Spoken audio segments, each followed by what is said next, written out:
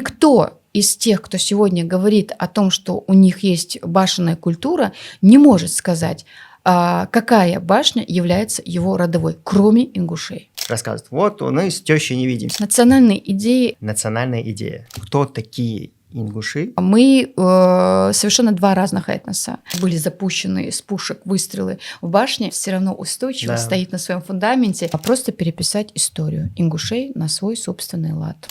6000 лет существует, можно сказать, ингушский язык, язык галгай. Больше такой возможности, как иметь собственную республику, у ингушей не будет. И это надо понять. Так, Танзила, я очень благодарен тебе, что ты согласилась прийти. Спасибо тебе большое. Спасибо. Давай, как обычно, тезисно расскажи про то, где родилась, как прошло детство, как поступила учиться. Ну, вот так вот тезисно немножко. Спасибо за приглашение. Начну, наверное, с того, вот этот вот биографический момент. Родилась я в 1986 году, жарким летом, прямо в июле месяце, 22 числа. Родилась я в Ингушетии. Ныне это уже имеет статус города, город Сонжа. Ну и, собственно, практически все детство и относительная юность до 21 года у меня проходила там. Соответственно, это я заканчивала школу, заканчивала здесь университет, то есть первое высшее образование. Ну и после чего решила, что даже, наверное, не после, а уже во время учебы на первых курсах какое-то безумное тяготение к науке, к научному знанию у меня как-то обострилось, возможно, и я уже понимала прекрасно, каким образом дальше будет развиваться моя жизнедеятельность, и она точно будет связана с научными знаниями. Поэтому как-то это было определено уже во время получения первого образования. Ну, а если мы говорим о семье, семья у меня достаточно такая по ингушским меркам является среднестатистической, состояла из 5 человек, у меня младший брат и сестра, я старшая, и, возможно, это наложило отпечаток на то, как, в общем-то, пошло-поехало, что называется, в семейные традиции образования. Практически мы все гуманитарной направленности. Я более того скажу, наверное, это передалось у нас от отца семейства, и его любовь к истории была настолько масштабной, что прививалась она фактически на уровне наблюдательности. Ну, как сегодня говорят, наблюдательность, насмотренность. Вот когда ты видишь вокруг себя условно литературу историческую, гуманитарную, то это накладывает отпечаток на то, какие у тебя будут предпочтения, не знаю, ценности и прочее. А чем занимались родители? Вообще родители у меня интересная такая биографическая составляющая. Мама у меня первая женщина-депутат Чечено-Ингушетии, и действительно у нее были замечательные задатки, но в связи с тем, что это был сложный период, как нам известно, позднего советского характера, и вынужденная заниматься здоровьем и самочувствием своей непосредственно мамы, то есть моей бабушки и, соответственно, прабабушки, она не смогла полноценно уйти в это направление, так сказать, да, и позднее ей было предложено обучение в партийной школе. Мы знаем, что это был серьезный уровень достаточно, за ее заслуги, компетентность и вообще, скажем так, порядочность. Но вот эти семейные моменты, они наложили отпечаток, и, соответственно, она не смогла в полной мере воспользоваться той возможностью, которую ей дала судьба. Вот. Папа у меня такой трудоголик был, потому что его не стало несколько лет назад. Резхал. И он был сварщиком. Его очень хорошо знали не только у нас в республике, но и за пределами, потому что в этом направлении он был потрясающий специалист, и руки у него были действительно золотые.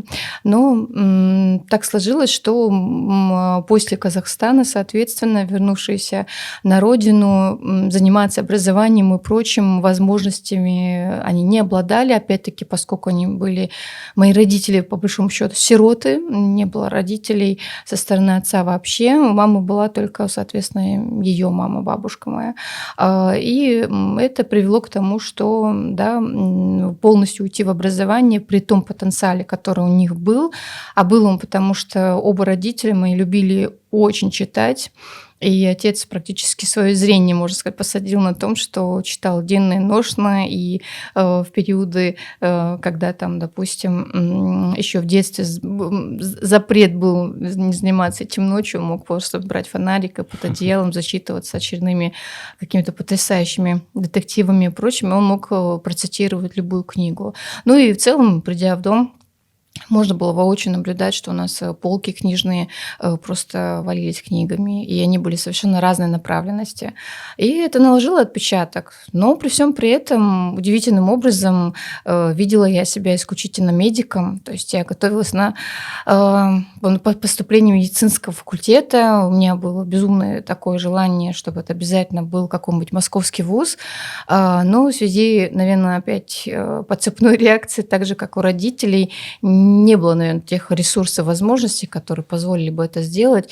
И по иронии судьбы получилось, что смогла поступить на исторический факультет. Ну а поскольку, как я уже сказала, зачатки и задатки были заложены отцом, то это вполне успешно так оказалось, ну, на мой взгляд, по крайней мере, реализовано вот из того, что я могу видеть сегодня. И даже когда я критически отношусь к собственной деятельности. Да. А вот получается, твое направление – это этнология, антропология плюс, ну, Да. как-то. Осознанно был это выбор, либо как-то стечение обстоятельств, либо ты прям вот, я вот хочу вот это вот. После, вот понятно было, что медицина сначала, а потом вот, как так получилось? Это хороший вопрос, потому что если я сейчас даже дам некоторые разъяснения, возможно, это сильно удивит. Когда заканчивала, ну, собственно, завершала первое образование, оно было базовое историческое. Ну и по окончанию можно было выбрать специализацию, то есть направление, которым ты будешь заниматься. Условно, экзамен там, завершающий ты сдаешь как госэкзамен, это в моем случае это была история России, а научное исследование, то есть дипломная работа, выпускная, поскольку тот период это был у нас все-таки специалитет, а не как сегодня магистратура, бакалавриат и прочее. У меня был вообще там восточный культурный феномен, скажем так, да, то есть там иранские революции. Поэтому понятно, что это совершенно как будто бы не связано с классической этнологией. А аспирантура, она как бы и наложила отпечаток этнолога, этнографический, если так можно выразиться, по одной простой причине, потому что я искала и подбирала за очень короткий промежуток времени, потому что только получила диплом, красный, кстати, значит, и нужно было как-то определяться, в какую аспирантуру я конкретно хочу, и академические институты, то есть при Российской академии наук, они, конечно, выглядели более симпатично и авторитетно, и не вызывали у меня сомнений, что, наверное, да. И среди всей этой выборки мне показался Институт этнологии и антропологии. И так получилось, что по завершению и защите диссертации кандидатской она фигурирует как историческая наука, соответственно, и я выпускалась как кандидат исторических наук. Ну а специализация этнология и этнография по одной простой причине. Как много сегодня того, что малоизвестно и еще требует такого досконального изучения, когда мы говорим о народах Кавказа, и предметно, если мы говорим об ингушах. Поэтому этнология, этнография и антропология – это удивительные науки современности и прошлого. О них можно вообще бесконечно говорить в различных научных школах, которые возникли внутри этой гуманитарной стези. Но хочу сказать, что этнология, этнография – это наука, изучающая народы, если говорить образно. И все то, что связано с народом и конкретно с понятием этноса, становится объектом такого пристального внимания. Поэтому, да, и это так, наверное, стало таким стартапом, что любое сегодняшнее исследование, которым бы я ни занималась, оно может быть совершенно разнопёрстным, поскольку постольку все это все равно привязано к понятию этнологии. Но в американской версии это звучит немножко иначе. Там говорят культурная антропология или cultural anthropology. То есть имеется в виду, когда они привязывают к культурной антропологии понятие там, народа, нации, этноса, религии, социума и прочего. Поэтому это актуальное направление, и судя по тому, как сегодня институт очень мощно реализует свою деятельность, тем более в связи с национальной политикой государства нашего, я думаю, что я оказалась на волне. А на твой взгляд, вот кому может подойти подобная профессия? Кто, чтобы понимать? Я бы сказала, что любому человеку, который проявляет объективный интерес, я не просто Мгм. так подчеркиваю слово объективность, объективный интерес, кто не злоупотребляет подтасовкой исторических фактов, не переписывает историю, не имеет каких-то своих личных или там прочих интересов, что-то завуалированно преподносить человеку, который интересуется историей народа, нации, государства. Мгм. Да. Но с другой стороны, это получается, э, может быть, даже как вызов, что вот против вот злоупотребляющих. То есть, На самом деле, да, и по большому счету, знаете, я вообще считаю, что так же, как существует клятва Гиппократа в классической медицине, в исторической науке подобного рода клятва тоже должна была быть согласен, сформулирована, согласен. сформирована и озвучена каждым, кто берется за то, чтобы заниматься историей. Потому что нам кажется, что от того, что мы не так сосуды соединили, и мы понимаем прекрасно, чем это может быть чревато в медицине, точно Мгм. так же, когда ты злоупотребляешь или лжесвидетельствуешь в науке, зная объективно, что те или иные документы говорят об обратном, ты можешь посеять то самое зерно, которое в последующем станет межэтническим конфликтом или, допустим, возрастет уровень конфликтогенности в том или ином регионе, или это вызовет очень серьезные волнения, а в малых коллективных культурах, как, например, те же самые ингуши, да, где все друг друга прекрасно знают и имеют представление о том, кто, откуда, зачем и почему, любое словосочетание, несоотносимое с реальностью, может вызвать конфликт. И я говорю только о маленьких примерах. Можно себе представить, какие это может нести масштабы, если мы берем о каких-то очень серьезных заявлениях и прочем. Поэтому злоупотребление, которое я, честно говоря, сегодня наблюдаю в целом на Кавказе, очень достаточно широко распространенным таким вот тенденциозным процессом, у меня лишний раз только вызывает желание реально сформулировать подобного рода клятву всем последующим любителям истории и стремящимся получить образование определенный гриф, действительно давать эту клятву, что они не будут злоупотреблять прежде всего. В каких сейчас ты проектах участвуешь интересных в своей работе? Либо участвовала в каких-то интересных, которые хотелось бы рассказать, может? Я могу сказать так, что мне, по-моему, не было вообще периода застоя. Даже в периоды, когда, казалось бы, появляется один ребенок, второй, третий. Но я фактически могу сказать и признать, что никогда не сидела в декрете и постоянно что-то в каких-то проектах принимала участие и реализовывала. У меня сейчас есть несколько проектов. Они очень крутые проекты. Почему? Потому что они позволяют, во-первых, проводить классные исследования и их публиковать. Ну, я могу, конечно, перечислить, все их Мгм, очень много, но вот те, мгм. которые наиболее такие выпуклые, интересные. Первый проект – это РНЦ, так называемый. Это распределенный научный центр, который занимается мониторингом этноконфессиональной, этнополитической, скажем так, межэтническими отношениями, которые протекают в регионах. И вот у нас есть группа исследователей, которая распределила те регионы, где они в большей степени компетентны, и занимаются этими исследованиями. Естественно, я занимаюсь Ингушетией, да, и этот проект был очень длительное время реализуемый при, значит, таком коллегиальном организационном моменте. Мы с коллегами из Ставрополя это все реализовывали, потому что это Южный федеральный округ. Затем просто мы сейчас отделились, и вот Институт этнологии проводит это уже самостоятельно. И это направление интересно, потому что мы проводим социологические опросы, мы делаем определенные срезы, выявляем те или иные тенденции и наблюдаем за динамикой развития событий.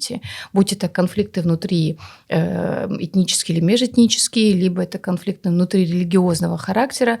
Мы знаем, что таковые частенько у нас О, да. имеют место быть. Да.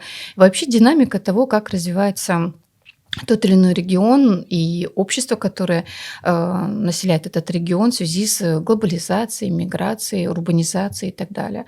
Это один проект, которым мы занимаемся, и вот он, как сказать, есть такое понятие нео, да, то есть вот у Мгм. нас после того, как завершился вот этот вот проект вместе со Ставрополем, мы начали проводить его самостоятельно. И вот, скажем так, с конца прошлого года, вернее, со второй половины мы его реализуем. Я этим занимаюсь.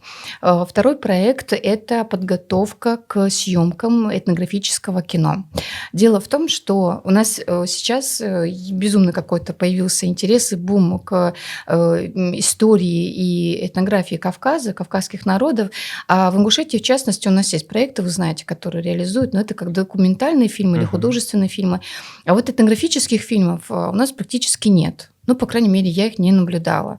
И поскольку в Институте этнологии и антропологии у нас был замечательный такой проект, который назывался «Камера-посредник», он занимался не просто съемками, а подготовкой фестивалей, которые представляли, соответственно, потом различные этнографические фильмы. То есть приезжали режиссеры из разных стран мира, там, европейцы, там, из Запада и так далее, Востока, из азиатских регионов. Но Кавказ всегда он выпадал. И потом произошел застой в период пандемии, и сейчас вновь это все реконструируется, чередуется Конгресс этнологов-антропологов и камера-посредник, вот этот, собственно, фестиваль этнографического кино. Я решила так, в общем, надо кому-то за это взяться. Поэтому в этом году есть в больших масштабных планах съемка 2 этнографических фильмов. Это очень интересно. Да. И они будут по своему, как говорится, метражу кинематографическому небольшие, но они будут рассказывать о тех традициях, которые, на мой взгляд, будут в ближайшее время утрачены.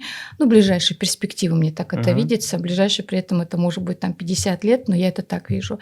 И что хотелось бы сохранить для последующих поколений, потомков, чтобы они знали вообще, какая была специфика тех или иных обрядов, традиций, обычаев и прочего.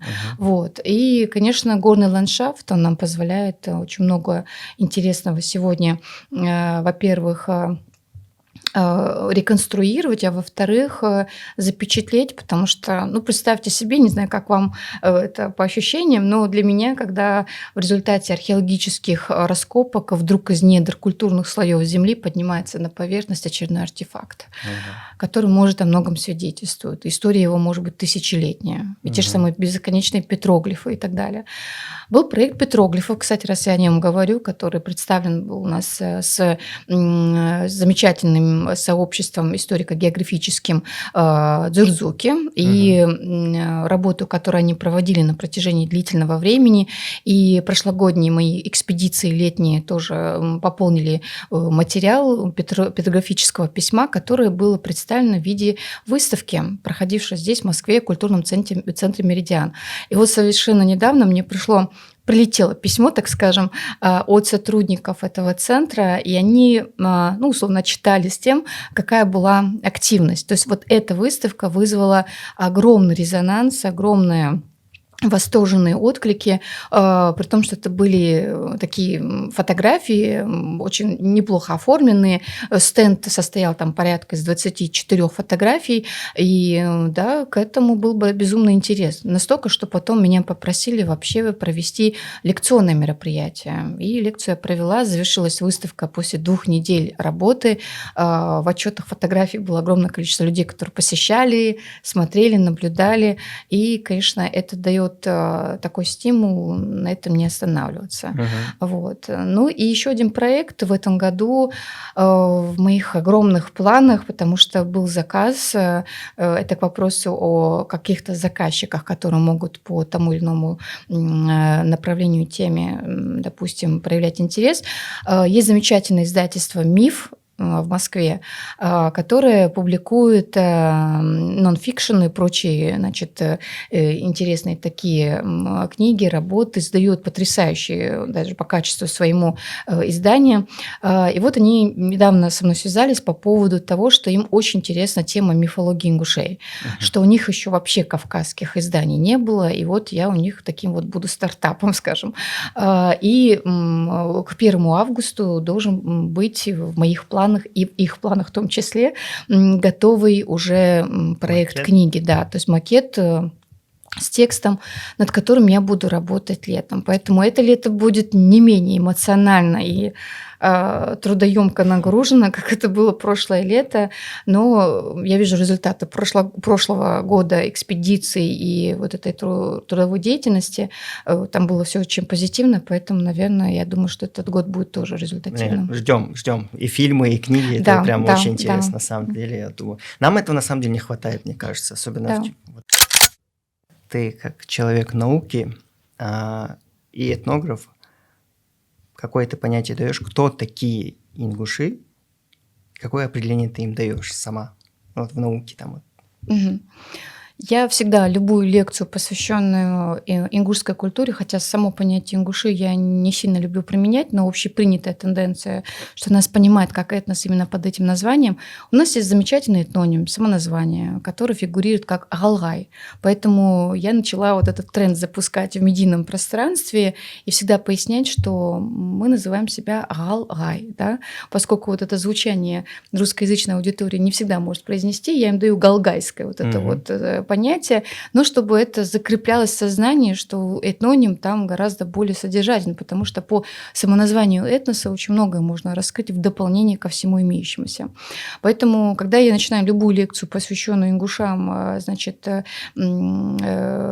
озвучивать, я прежде всего отмечаю автохтонность ингушей. Это аборигенное население Центрального Кавказа, хотя сегодня вот это есть такая градация: северо-восточный, северо-западный Кавказ. Нет, ингуши проживали и по сей день, эту территорию можно таковой обозначить, Центральный Кавказ.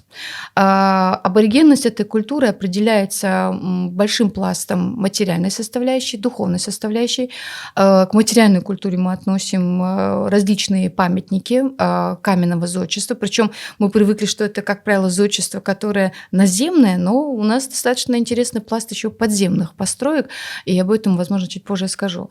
К духовной культуре, помимо религиозных воззрений, которые здесь имели потрясающий, уникальный характер и масштаб, потому что это был не просто центр, это было место, куда фактически направлялись паломники в разных, как говорится, характеристиках своих, так же, как это было место решения демократическим образом судебных вопросов, и это тоже был такой, в общем-то, локальный регион, который привлекал к себе пристальное внимание. То есть имеется в виду, рядом расположенные народы нередко его посещали в этом отношении, потому что здесь были ключевые аспекты. Это центр религиозный, это центр судебный, назовем это так, в правовом отношении. Да? На сегодняшний современный манер можно было бы сказать, что Центральный Кавказ выступал условно федеральным центром, но только на юге, соответственно, да, и в условиях той дороссийской истории на Кавказе, скажем. Это во-первых. Во-вторых, когда мы говорим об ингушах, мы должны понять, что это особая этническая группа, которая сохраняет очень важные составляющие в генетическом отношении, во-первых. Во-вторых, это закрытая группа. Закрытая группа с терминологией социологической, такой всем нам известной, есть понятие, да, то есть закрытые общества, открытые общества. Чем они характеризуются? Тем, что либо там возможна какая-то мобильность, либо этой мобильности нету. Вот закрытый тип общества ингушей предполагал, что здесь нету каких-то активных смешений с другими этническими группами. Да? Соответственно, когда мы обнаруживаем, там, допустим, в этногенезе особенности, то здесь нет каких-то таких явных смешений, которые могли бы свидетельствовать о том, что кто-то каким-то образом сформировал этот этнос. Этногенез здесь носит местный характер. Но, как показывает любая практика, а есть такое направление антропогенез и расоведение, да, безусловно, миграции определенные были, но они были настолько в глубокой древности, что с таким же успехом любой народ может это обозначить. Да? То есть, но миграции могли быть как? Из одного региона, пускай мы возьмем с вами там ту же самую условно Африку, поскольку многие исследователи линии расоведения убеждены, что первый человек появился где? На территории тропической Африки. Климат и география позволяли сформироваться здесь человеческой культуре. Это мы сейчас обращаемся к науке условно. Но потом же миграция происходила, и она происходила и на Юго-Восточную Азию, и происходила происходила к островам там, Полинезии, Микронезии, Меланезии, никто этого не отменял. Но нужно понимать, что миграция, даже если была, какие были последующие процессы. То есть эта культура, если мы говорим о Галгай, она сформировалась здесь, она была в таком закрытом кавказском хребте, я его называю, потому что фактически это такая чаша, внутри которой варился собственный этнический сок, и он сформировал вот те самые фундаменты традиционной материально-духовной культуры, которая на самом-то деле, если хорошо посмотреть, очень качественно сохраняется по настоящее время. Да, безусловно, что-то трансформируется, потому что мы не можем исключать там глобализацию, миграцию, исламизацию и так далее, так далее, так далее. Но тем не менее, вот этот корень, он остается здесь. Поэтому ингуши – это автохтонное население Центрального Кавказа, которое прошло свой собственный путь этногенеза и заложило основы местной культуры, которая позволяет ингушам, несмотря на различные события, катаклизмов, которые нам известны и по 20 веку, и по предыдущему периоду, самосохраниться.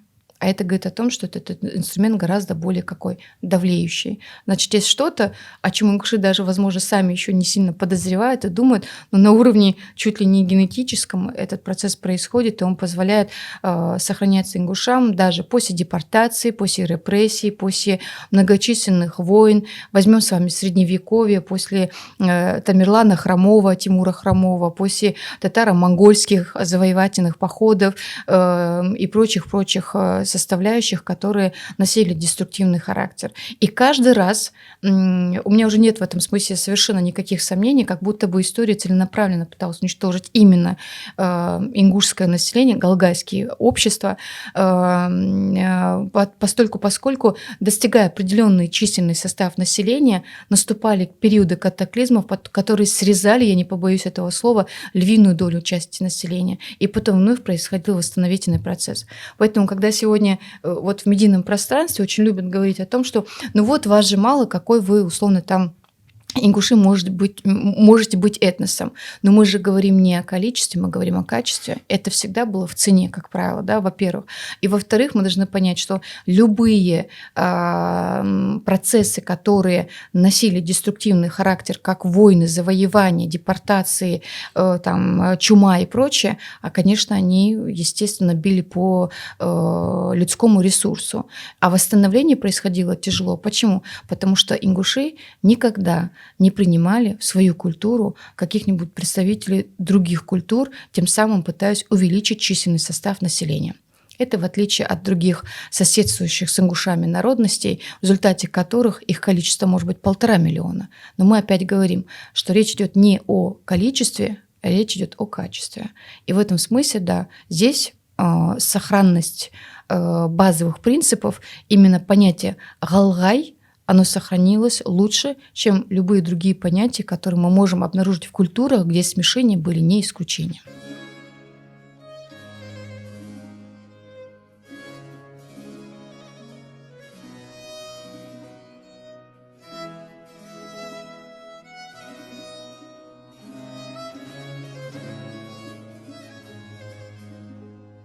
It happens to be the Ingush because I love their love of freedom. Because they never had a feudal system or an aristocracy. No serfs, no slaves, no social superiors or inferiors. It happens to be the Ingush because I've seen them in their little valley towns and in their mountains, and like Negli Farson, I saw a kind of paradise and must take it in my care. The Ingush right to survive is my right and your right and the right of any good, free soul not to conform with the vile forces of uniformization, whether imposed by comms, market pigs, or the emetic party speak of political correctitude. In life, as we both know, it's the luck of the draw, who you meet, and when and how much you have left to give, and the point at which you say, "To hell with everything. This is where I go the distance. This is where I stick." You know those photos of old fellows in their great big mountain capes? Their burqas? Well, in an uneven fight, when a North Caucasus warrior is surrounded by enemies, he will throw his burqa to the ground and stand on it to show how he will not retreat one step from the surface covered by his burqa. Me? I throw down my burqa somewhere on the road to Vladikavkaz, on a perfect winter's day, where the whole of creation is sitting up ahead of you, inviting you to come in, whatever the risk and whatever the cost. John Le Carre. Про понятие галга мне вот интересно, мы с тобой уже говорили про это. Все, в основном идет так, что думают, что само название ингушей произошло от слова гала. От башни, да, гал башня.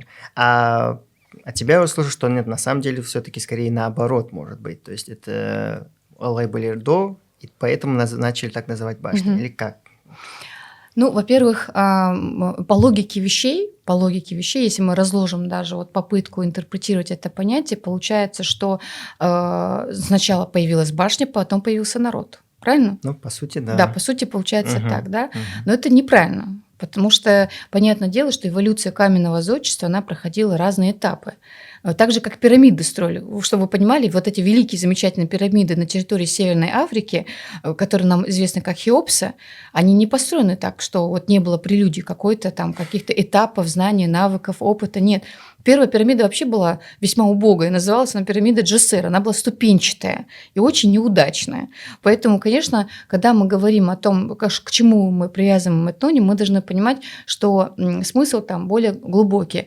Безусловно, понятие гал и гала дословно переводится как башня. Причем жилая башня, сторожевая боевая башня и там полубоевая башня, это же тоже три категории, да, у каждой из них тоже есть свое название. Воу или Вовнушки, нам всем известный как одно из чудес России, оно является амплуа военной в этом смысле, да, боевой башни.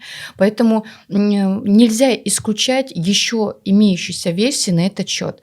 На мой взгляд, чем больше мы уходим вглубь веков, тем больше у меня вызывает убежденность в том, что понятие галгай воспроизводно от более сакрального смысла, то есть это духовная часть культуры, а не столько лишь материальная. Мы не исключаем, но еще можем дополнить эту версию, потому что в условно-религиозных воззрениях я не называю принципиально это язычеством по одной простой причине, потому что древние религиозные воззрения ингушей уже выделяли в пантеоне духов бесконечных природы, то, что мы называем центральным божеством. Как мы знаем, это понятие дьяла, которое сегодня все используют и не понимают, что это отсылка, собственно, к тому, что с ингушского языка речь идет о централизованной божественной фигуре, назовем это так. Но дело в том, что понятие дьяла тоже является в эволюции своей, значит, переходным моментом, потому что очень интересные описания, которые упоминаются,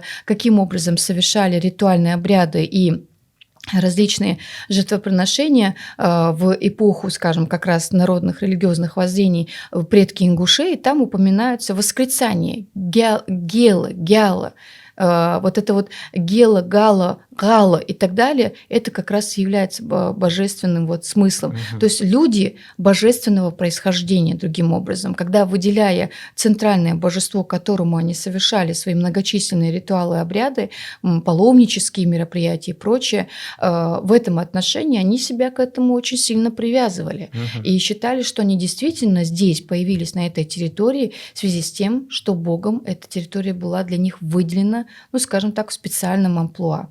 Поэтому галгай, от гала, гела, это может быть вполне логичным объяснением, потому что в целом тяготение к монотеизму, оно прослеживается по всей линии древних религиозных воззрений ингушей. Да, были другие, собственно, институты, но условно назовем их таких духовных сподвижников, что в настоящем современном там, северокавказском суфизме нету посредничества, божества. Все те самые хаджи, кунта-хаджи, Дени Багаудин Арсановы, да, и так далее, они же тоже выступают, как будто бы, вот этот вот посреднический момент, через которых происходило познание в новой религии. Поэтому, конечно, какие-то там тушоли и прочее, они выполняли определенную роль, но она была вспомогательной. Но выделение центрального божества, название которого меняется в связи со временем, событиями, звучанием и так далее, свидетельствует о том, что, скорее всего, этот этноним имеет гораздо более глубокую историю, чем мы это понимаем на сегодняшний день. То есть уже тогда, я же правильно понимаю, уже тогда, получается, закладывался у ингушей такой монотеизм, по сути. Совершенно верно. То есть, а сейчас ингуши, как правило, понимают понятие дьявола как перевод, как бог. Да. А оно имеет настолько глубокие корни, и чуть ли не самоназвание ингушей произошло оттуда. Да. Невероятно. Но это как условно тоже понятие, вот когда говорят там в русскоязычной среде «Господи, помоги», да? Вот это слово «Господи» предполагает как раз понятие божества, но на русский манер, да, на там древнеславянский манер. Возьмем с вами там иудейского Яхву, да? Это иудейская традиция обозначения Бога на древнеарамейском или там иудейском уже языке, восстановленном в поздний период. Или возьмем там понятие Аллах. По идее, Аллах – это понятие просто единого божества в семитском языке, потому что речь идет об арабском языке. И все. То есть, когда мы обозначаем эти понятия и говорим «Аллах знает лучше», допустим, да, там, или «Аллах велик», мы предполагаем, мы просто предполагаем, что это мусульманское вот это вот понятие, да, действительно, но звучание – это арабского языка. Поэтому дьяла – это ингушский язык, это ингушское понятие центрального бога, которое, когда мы сегодня применяем, ничем не противоречиво тому понятию, которое мы прикладываем там, в другой религиозной культуре. То есть, говоря Аллах или говоря дьяла, мы понимаем кого? Условно, единое божество. Но корни, которые уходят в дьяла, они более интересны в этом смысле с точки зрения истории религиозных воззрений, но при этом ничем не противоречить. Мы должны понимать, что это специфика языковой особенности. И есть слова, которые просто не могли быть стерты с практики своего бытования и существования только потому, что они отвечали за духовную жизнь. Как правило, везде, вот я говорю, вот я ингуш, и меня спрашивают, а вот в чем особенность, в чем культура? И самое первое, что приходит в голову, и в целом даже часто сталкиваюсь с тем, что вот рассказывают, вот мы с тещей не видимся, все, это вот самое первое, что сказать, что вызывает как бы реакцию. Вот помимо этого, какие есть еще у ингушей традиции, которые выделяют нас на фоне других кавказских этносов? Какие есть традиции у ингушей еще, таких яркие, можно сказать? Яркие, могу сказать, это просто межгендерный диалог. Это субординация между старшим и младшим. Она вроде как фигурирует везде, да, уважительные отношения. Но уважительные отношения просто потому, что ты уважаешь человека, и уважительные отношения в нюансах, как ты приветствуешь. У нас очень интересный такой момент. Я думаю, что ты, наверное, тоже обращал внимание. К молодым людям, к своим сверстникам, плюс-минус, мы можем здороваться на мусульманский манер, да? То есть говорить «ассаламу алейкум», да? Но к человеку в преклонном возрасте мы такое не скажем. Мы скажем «сейдикхал», да, там, или «дадикхалха», да, приветствую тем самым и желаю ему, по идее, то же самое, что в транскрипции арабо-мусульманской, вот, да, то есть мира и благоденствия, но еще плюс желаю ему хорошего утра, дня и вечера. Но это же тонкая грань. И это то, что очень хорошо сохраняется в ингушской традиции. Да? Это субординация на таком, знаешь, очень тонком, на тонкой материи, да, отношений. Да. Второй момент – это то, что у меня бросается в глаза, это понятие «ирвагар-магвагар». Как бы это ни говорили, то есть места почетные, места, которые являются хозяйственными, то есть когда ты являешься человеком, представляющим этот дом и так далее. В других культурах это вызывает какую-то панику, начинает определяться там, и очень часто человека сажают куда-либо не по возрасту, а по каким-то его достижениям. Там, допустим, он там крупный бизнесмен и прочее, может сидеть в почетном месте, а старейшина может сидеть вообще непонятно в каком таком вот какой-то локации. Но у ингушей это происходит на уровне автоматическом. ни у кого не вызывает вопроса, куда кто должен сесть. Сам ингуш знает, куда ему надо сесть. И знает, куда посадить того, кто оказался в этом доме в качестве гостя. Ведь нередко бывает такое, что это могут быть два родственника, где-то равнозначные по статусу своему. Но нужно это сделать так, чтобы не обидеть, не задеть. Тем самым ты показываешь свою компетентность, свое отношение и не создаешь неуютную ситуацию между двумя людьми, которые находятся вот плюс-минус. Особенно это заметно на свадьбах. Захлыш. Да, вот это первое, что бросается в глаза. И как виртуозно ингуши справляются с этим функционалом. Я каждый раз, когда наблюдаю, я поражаюсь вот этому. Это такое ощущение, как будто бы на уровне крови, понимаете, на автоматическом таком уровне происходит. И это нигде не наблюдается. Вот такого рода тяготение к тому, чтобы это обязательно принципиально сохранить. Еще моменты, которые, наверное, это же не традиция, это немножко другое, что более глубоко по смыслу содержательно. Пока в других культурах, во всех культурах, рядом расположенных с Центральным Кавказом, где проживали алгай, формировались различные сословные группы, страты общества, князья, лорды, герцоги и тому подобное, как угодно можем это с вами назвать, да, когда формировались различные социальные группы, в Ингушетии, вернее, среди алгай такого понятия не было. Алгайские общества никогда не подвергались стратификации своей по принципу «я знатный, ты менее знатный, я почетный, ты менее почетный, я условно являюсь там представителем какого-то княжеского рода, тейпа и тому подобное». Вот такого не было. И да, это по сей день сохраняется. Равнозначность и равноценность представителей этой культуры, она наблюдается даже на уровне каких-то очень важных событий. Когда человек разговаривает с другим человеком, он может быть, допустим, по статусу, не по сословию, да, по статусу, там, глава региона. Но мы знаем очень много случаев в Ингушетии, когда никого не останавливал этот принцип говорить совершенно на равных. Совершенно на Я просто равных. вспомнил события 18-го года. Да, они сразу вкрапляются в память, да, действительно, визуализируются и так далее. И причем я как-то упоминала в одном интервью, которое почему-то вызвало резонанс, не знаю, возможно, из-за малой компетентности критиков, но даже положение женщины очень интересное выполняет роль в Ингушетии. И, конечно, вот все эти процессы там, экономических отношений, новых, урбанизации накладывают отпечаток, но тем не менее я хочу сказать, что женщина в возрасте, которая воспитала не одно потомство, то есть это ее дети, внуки и правнуки, которые действительно с каким-то достоинством, без каких-то проступков в своей жизни, ну как-то известны вот в массе своей, в обществе своем, они вызывают не столько они уважение, сколько та женщина, которая явилась, назовем это так, родоначальником. Почему? Потому что у нас все по женской линии является ключевым воспитательным институте. То есть, когда сватают, не спрашивают, кто такая девушка. Даже мать ее могут не спросить, но бабушку спросят. Почему? Потому что хадуаждес, как говорится, да, то есть от чего пошло начало и кто выполнял вот этот вот воспитательный функционал. Если эта женщина была известна своим благим нравом и прочим, это не вызывало ни у кого сомнений.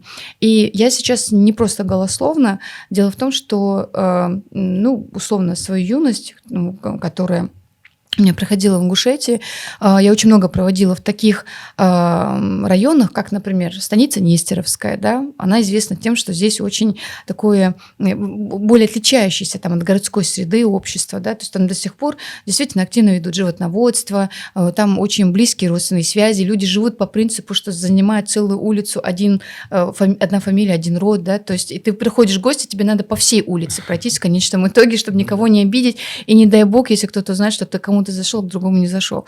Я хочу сказать, что я очень часто была свидетелем того, когда ты по традиции заходишь, и сидит женщина. И вот заходит молодой мужчина, она в преклонном возрасте. У нее там условно трость в руках, ноги у нее больные, она не может встать. Но какого бы возраста ни заходил мужчина в этот двор, она обязательно пристает, Да. проявляя знак уважения. И нет никакой отсылки к ее самочувствию и прочему. Это во-первых. Во-вторых, как мужчины уважительно относятся к ней, как они начинают ее расспрашивать о том, о сём, и еще очень много диалога происходит по принципу там истории, не знаю, там периода депортации, там, не знаю, 40-х годов, малгобекских событий, операции, когда там отстаивали Малгород, Малгобек и так далее. Знаете, сколько таких событий имеет место быть? И это говорит об особом положении. Поэтому не знаю, почему как-то скептически отнеслись к этим словам, но я перед своими глазами неоднократно видела эти примеры, и они меня поражают. И вот эта бессословность, это та самая традиция, которая до сих пор сохранилась. Не случайно по этой причине только в Ингушетии, вот если мы берем все регионы Кавказа, сохранился такой замечательный институт правового такого характера, как Мекхел. Он может существовать и мог существовать только в культурах, где все были равны друг перед другом. Потому что в конечном итоге решение принималось коллегиально. Вот этот момент, он является еще одним дополнительным подтверждением, на мой взгляд. К слову про статусы, но у нас зато есть понятие бехки халаш. Да. Да, вот это вот то, что я родственником со стороны мамы обязан больше, чем родственник со стороны папы. Да. Это есть такой замечательный момент. Есть даже истории очень такие юморные, когда шла, значит, женщина, у нее, внук, там один, значит, по ее линии дочери, второй по там линии сына, и вот этот момент, я думаю, все его знают, как кому, кто ближе, как воспринимать себя и так далее. Это есть такое, но бехки это не сословный статус, это семейные отношения. Да, это семейные отношения. И это та самая тонкая материя, которая задает некий шарм. Потому что, я думаю, что ни для кого не секрет, кто является представителем большой семьи, как любопытно и интересно играть на этих началах. Когда ты знаешь, что здесь у тебя определенные отношения, тут у тебя складываются, на кого ты можешь в большей степени опираться, с кем тебе надо придерживаться позиций. Вот этих можешь позвать помочь. Позвать, с кем тебе придется быть очень аккуратным, просто чтобы Но это же в этом и есть прелесть. Это те самые табу, которые могут функционировать только в очень ортодоксальных и очень древних культурах.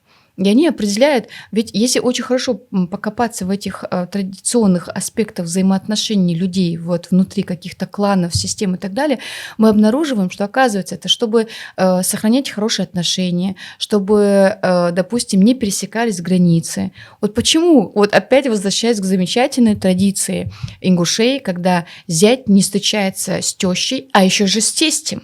Почему-то о тесте все умалчивают, как будто с тестем он на «ты», а все остальное замыкается. Нет, на самом деле он не общается и с тещей, более того, и со всеми остальными родственниками. У него нет такого любвеобильного, скажем так, взаимодействия активного, потому что придерживается вот именно того, что мы называем эхетер, да, то есть это сдерживание вот этих более интимных составляющих в поведении для того, чтобы не нарушить законы равновесия и гармонии, которые так важны в Ингушетии. Ну и, конечно, поэтому нету анекдотов про тещу. Соответственно, это первый комментарий, который очень часто прилетает, когда речь идет об этом. Я говорю, у нас нет анекдотов про тещу, потому что тещи наши замечательные дитя глаза свои не видят. Да.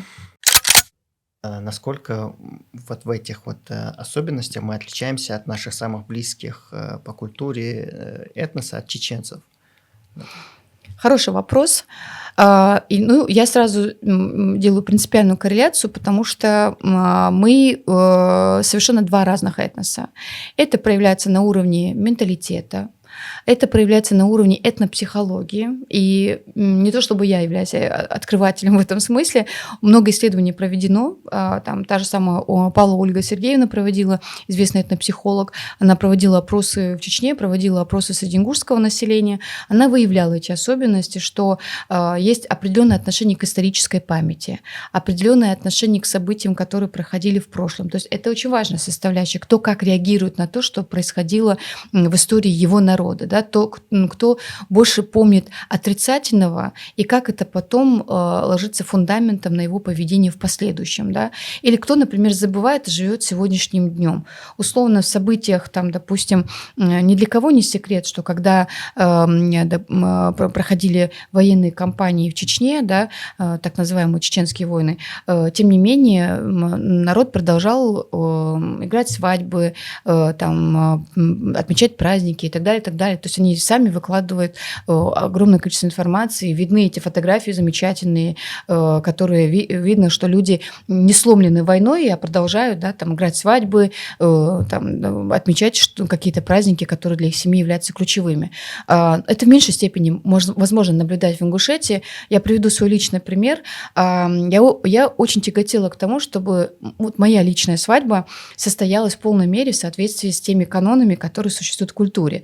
Условно, сходить к роднику, набрать ту самую воду, да, чтобы была лезгинка, вот этот вот лоузер так называемый, чтобы там прочие традиционные аспекты были в полной мере включены. Но многие из них пришлось избежать. Почему? Потому что рядом происходила трагедия. Там недавно были похороны, и теперь нельзя было никакие увеселительные моменты демонстрировать, вот, казалось бы, на другом конце улицы, тем самым не уважив вот те события, которые здесь происходили.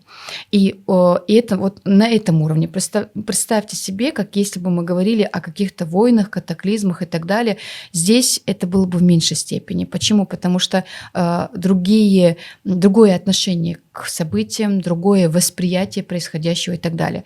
То есть более легкое, наверное, более такое, наверное, отношение к жизни мы наблюдаем там у соседей. Они могут одновременно с катаклизмами продолжать жить эту жизнь в той полной мере, в какой живет любая другая культура в статичные времена. У ингушей в большей степени сохраняется в исторической памяти, этому есть исследования, я тоже их провожу, собственно, те события, которые накладывают отрицательный отпечаток, да, то есть это помнится лучше. Не случайно по этой причине у нас в памяти всегда очень хорошая отсылка. Если кто-то где-то в кавычках накосячил, да, ему обязательно это припомнят, да? О, да. Да. И это одна из причин, между прочим, это я уже беру маленький пример, там большими могут быть там кровная вражда и прочее, по которой люди вынуждены были что делать? Перемещаться, мигрировать на ту территорию, где там проживают те же самые соседи. Поэтому, да, ингуши сами в своем этногенезе совершенно автохтонны. Но ингуши оказывали влияние сами по себе на этногенез рядом с соседствующими этносами, да, народами. Поэтому почему мы там видим у каких-то соседей типичные для ингушской, для галгайской культуры башенные постройки? Потому что это те самые ингуши, которые в результате кровной мести и прочих событий, каких-то проступках, значит, были вынуждены перемещаться туда. Но по привычке своей они хотели жить так же, как в башенных, значит, комплексах. Жить хотели они с учетом их традиций. Никто не умаляет языковых особенностей, поэтому перемещался галгайский язык вместе с ними, да, и так далее, и так далее. Не случайно по этой причине там говорят о нахской культуре, нахском языке и так далее. Да, потому что субстрат, основание, то есть вот это вот дочернее, что называется, не дочернее даже, а материнская плата, оно будет базироваться именно на Центральном Кавказе, то есть там, где проживали галгаи. В Грузии Джохана Николас, которая сказала о том, что она сказала о древности ингушского языка, и она ему дала 6000 лет и идентичности ингушской. А я, как и мои коллеги, лингвисты, мы считаем, что ингушский язык начинается 6000 лет назад, как сказала Джохана Николас. Но она сказала и далее.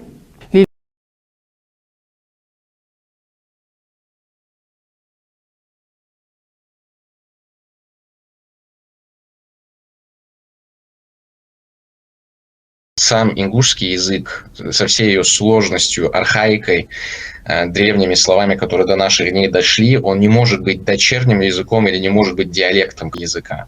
Правильно? С одной стороны. Любого языка, неважно. Имеется в виду современных. Так что мы можем сказать о современной ингушской идентичности. Современные ингуши могут идентифицировать себя с этой местностью и землей, а также с предками, которые экономически эффективно использовали эту землю. Они принимали решение о том, на каком языке говорить. Это ингушский язык или древний ингушский, на котором говорили в этой местности на протяжении длительного времени предки ингушей. Однако их генетические и археологические связи с этой землей существовали по крайней мере столько же, сколько и язык, а возможно и раньше. Таким образом, эта древняя идентичность довольно хорошо установлена.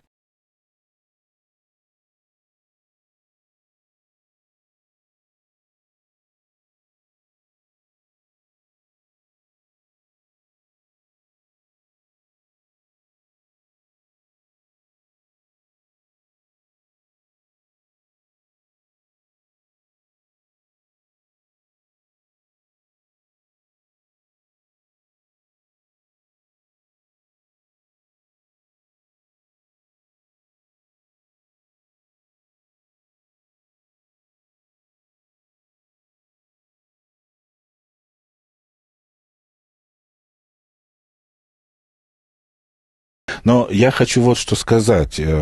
Не следует искать вот истоки чеченцев где-то в какой-то очень далекой дали, и опять меня за это все ругают. Ну, я вот в этом смысле я ученый, я говорю правду. Хотите, ешьте это, хотите, выплюньте, как хотите. Но чеченцы очень молодая нация. Если мы возьмем там какие-то тысячи лет назад, ну, нет смысла говорить, не было никаких чеченцев. Ну, не было. Это молодая нация. Именно поэтому она сильная сейчас. Она находится на стадии вот такого пассионарного Да, вот это вот я хотел спросить. Да. Лингвистов также подтверждаются и данными антропологии о аварском завоевании Восточного Кавказа. Судя по антропологическим данным, оба народа, чеченцы и аварцы, ближе к южно-русским народностям и к тюркам, чем к закавказским. Обыкновенно полагают, что дзурдзуки грузинской летописи и есть чеченцы, но это все бездоказательно. Приходится сказать, положа руку на сердце, что и чеченцы, и аварцы не автохтоны Кавказа, а пришли туда с севера, но откуда и как могут сказать лишь более точные и продолжительные исследования. Оба народа, во всяком случае, хоть относительно родственны. Приват-доцент истории Востока и этнографии в Киевском университете Агрен. Город Киев, 21 июля 1896 года. Антропологи также подтверждают, что ингуши — это автохтоны Кавказа и являются не просто древним, а очень древним народом Кавказа. Виктор Дингелстедт. Шотландский географический журнал 1901 года «Антропологические исследования в Альпах и Кавказе». Ингуши считаются очень древними жителями Кавказа. Но их происхождение теряется в неясных и даже противоречивых традициях. Долгое время предполагалось, что они идентичны чеченцам, ошибка, которая недавно была опровергнута антропологическими исследованиями. И они показали, что они представляют собой отдельную этническую группу людей. Во всех отношениях. Ингуши представляют собой антропологически отдельную группу людей, населяющих Кавказ, которая отличается от всех своих соседей, осетин, чеченцев, лезгин, кумыков, черкесов и кабардинцев, армян, грузин, евреев и других.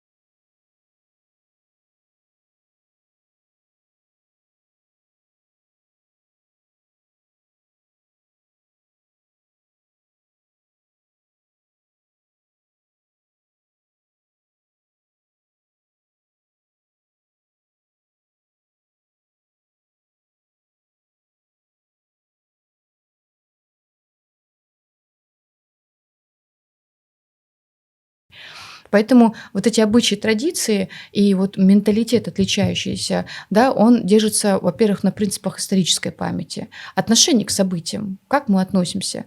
Мы до сих пор можем помнить события 40-х годов, мы очень хорошо помним события 92-го года, да, и даже события, там, условно, 2000, если мне память не изменяет, там, 4-3 годов, когда там РУВД было взорвано, помните, да, там огромное количество представителей соответствующих служб, да, в результате нападений и теракта.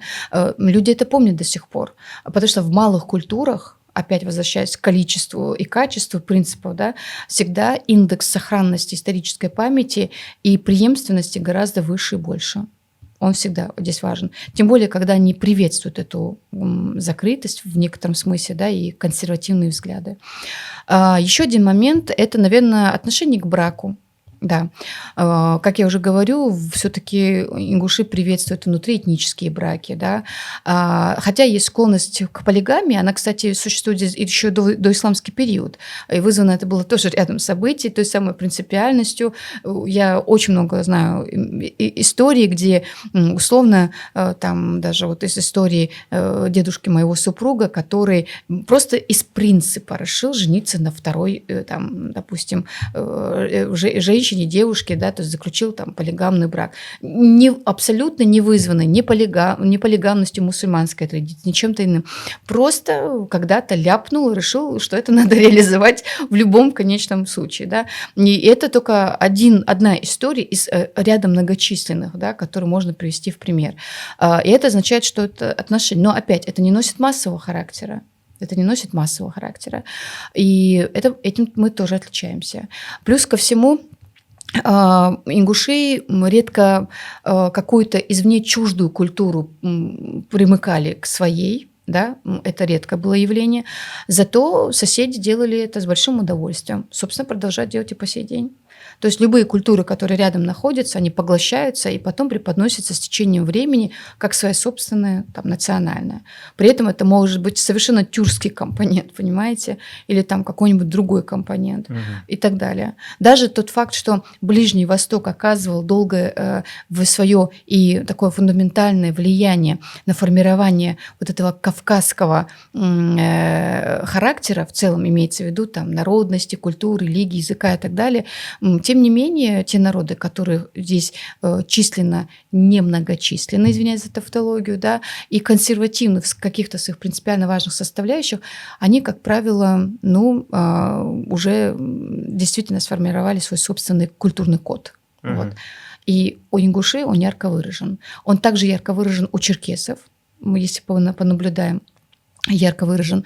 Мы видим эту особенность, и черкесы – это, наверное, один из самых пострадавших народов, населяющих современный Кавказ, и не все черкесы вернулись, как известно, на Кавказ, да.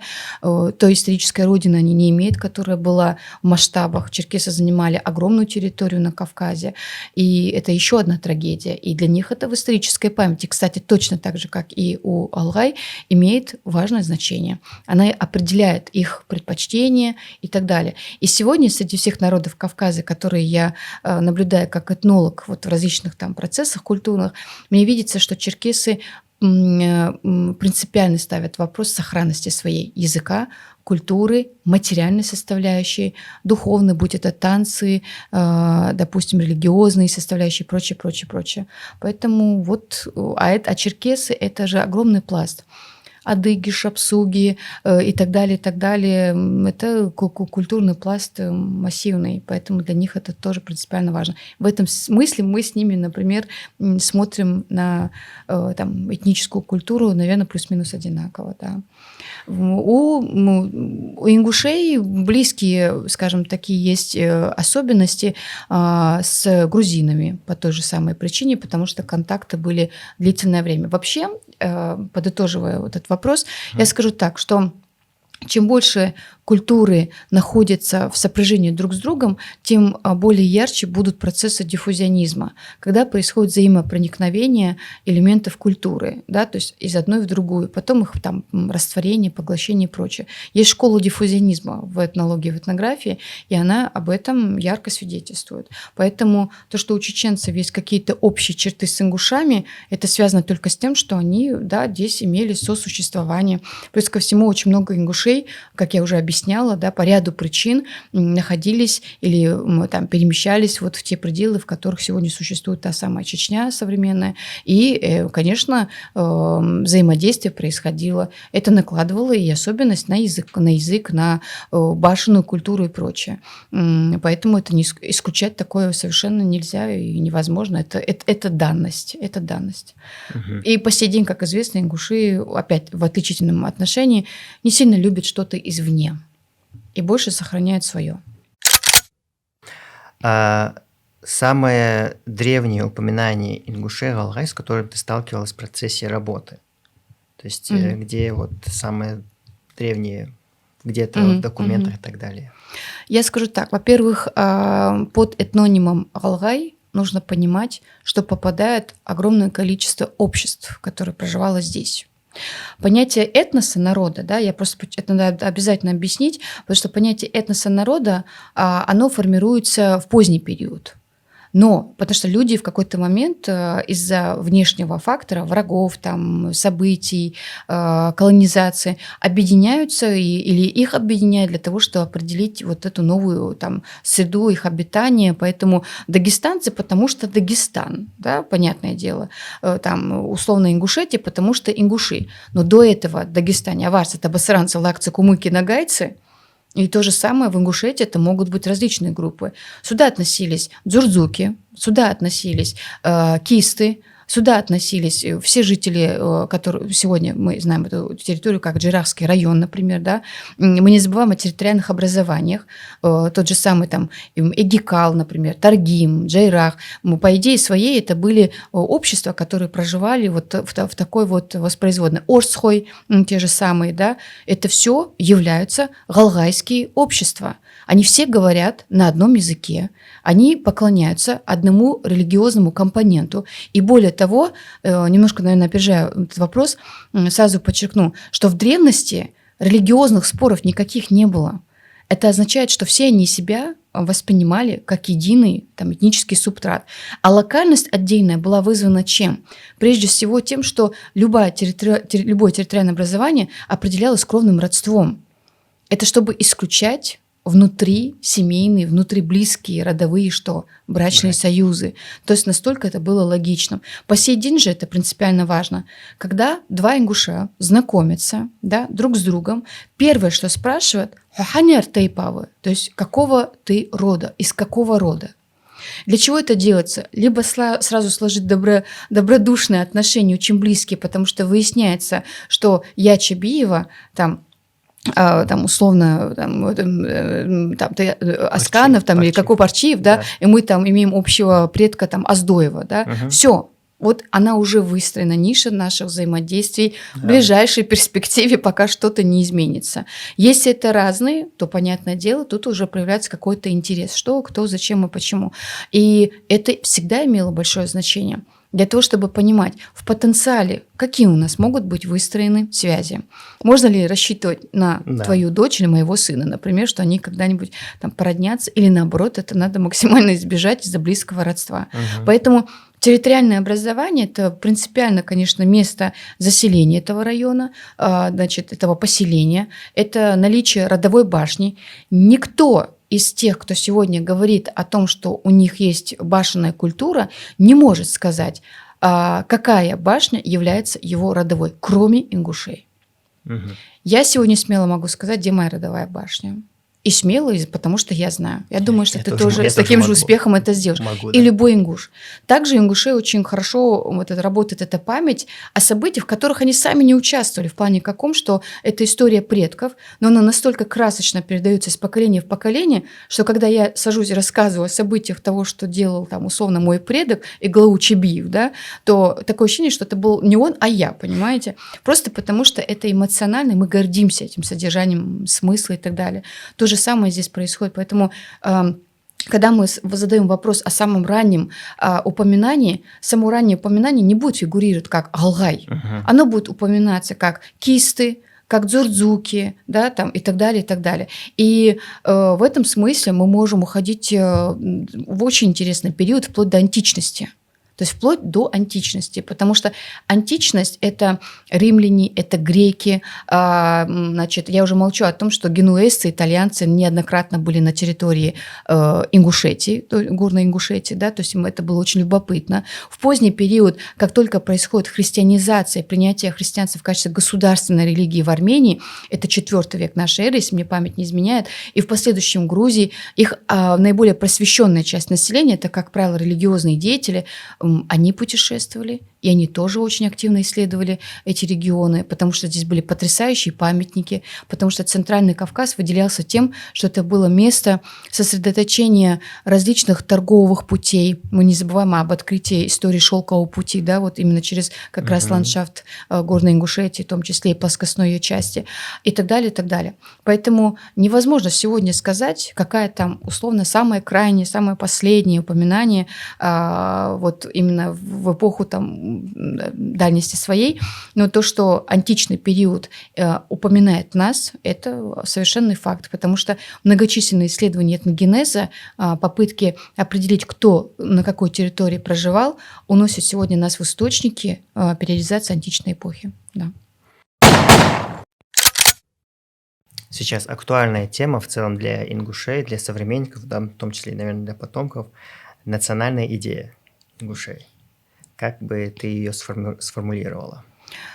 Национальные идеи – это то, что я поставила бы в приоритете вопроса на обсуждение на всех уровнях, начиная от институтов официальной власти, республиканских властей, и заканчивая Советом тейпов. Почему национальная идея нужна и важна? И меня очень радует тот факт, что в Ингушетии начали об этом говорить, то есть в медийном пространстве все чаще мелькает такая фраза «вот мы без национальной идеи». Да, там мы, нам нужна и так далее. Что такое национальная идея? Национальная идея – это стратегия развития этого общества, народа и культуры на ближайшие и долгосрочные перспективы. Потому что национальная идея все это можно четко расписать. Национальная идея для ингушей очень важна в связи с тем, что у нас есть очень серьезные вопросы межэтнических отношений. У нас есть проблема территориального характера. Да? У нас есть территории, которые должны вернуться туда, где они являются ключевой гармоничной частью этнической истории. Да? Это вопросы, которые будут подниматься неоднократно, но в стратегии своей они должны быть очень четко пролонгированы так, чтобы мы понимали прекрасно, что это будет конечным результатом развития народа. Дело в том, что сама сегодня республика на протяжении всего 20 века всегда утрачивала, но ничего не приобретала. И прежде всего утрачивала в территориальных отношениях. А представьте себе, вот даже если мы закроем глаза на историческую важность, культурную важность, все остальное, современная республика очень маленькая, один из самых маленьких там регионов в составе Российской Федерации. Он молодой регион, не потому, что он образовался, нет. Да, вот эти вот столетия, 200-летия – это такая игра в даты, которая на самом деле не играет никакой важной роли в отношении этногенеза. Мы уже определили, что это автохтонный народ. Но есть один важный факт, что молодой он, потому что огромное количество населения, ну, скажем так, доминантов населения в социологическом срезе – это молодежь. И да, это регион, который на протяжении уже последних 2 десятилетий, согласно переписи населения, статистическим, демографическим показателям, свидетельствует о том, что он самый высокий по уровню рождаемости. Окей, мы говорим о том, что он молодой, рождаемость здесь высокая, и теперь куда деваться населению в тот момент, когда это уже будет перенаселенность? То есть на что тогда можно рассчитывать? У нас есть, конечно, Магаз, который строится как высокоурбанизированный город, и вот эти многоэтажные дома, которые на самом-то деле пустеют. Люди не хотят жить в многоэтажных домах. Ингушский менталитет – это менталитет большого пространства, в котором ты знаешь, что всегда твоя семья поместится, а еще многочисленные родственники. Да. И вот как это можно уместить, вот любовь вот к этому, стремление к этому, с территории, которая постоянно сокращается в своих пределах.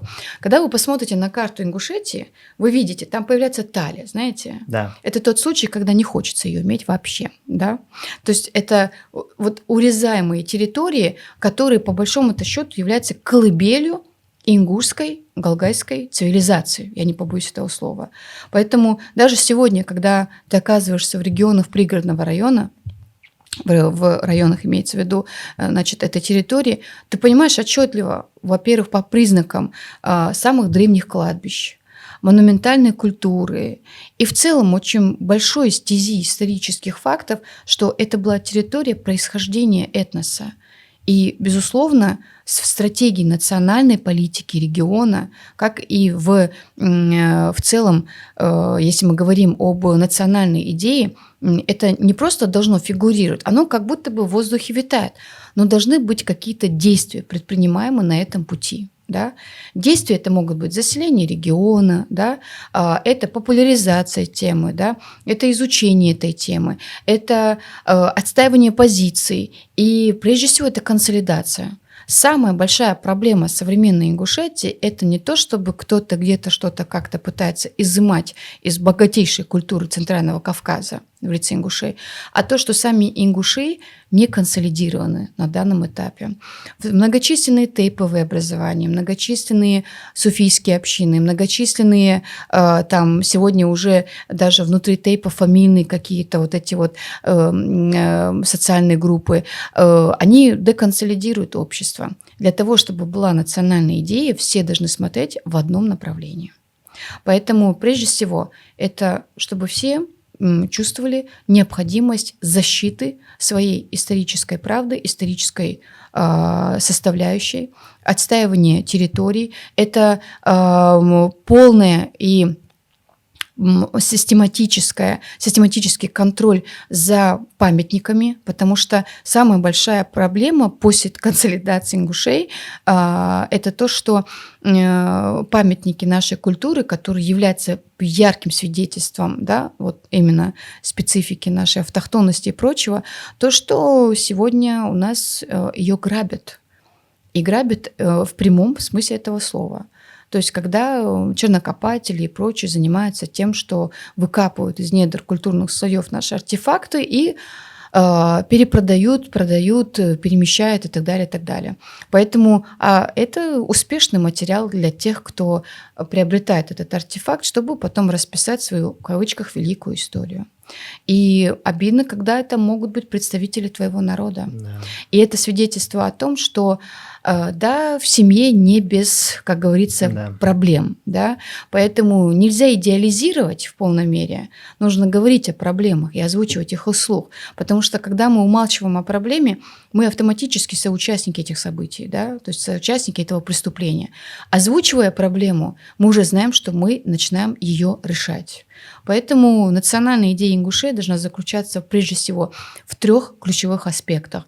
Это консолидация всех, да, понятие и принятие того, что мы потомки, и если мы гордимся историей своих предков, мы должны своим потомкам оставить то же самое. Это важный момент. Второй момент – образование. Что ни говори, как ни крути, для ингушей, с учетом территориальных признаков, которые мы сегодня имеем, отсутствие местной экономики и прочего, единственная ставка, которая может быть сделана, это на образование. Нужна грамотная, потенциально развивающиеся в различных специфических направлениях, те же самые IT и так далее. IT сегодня – это будущее.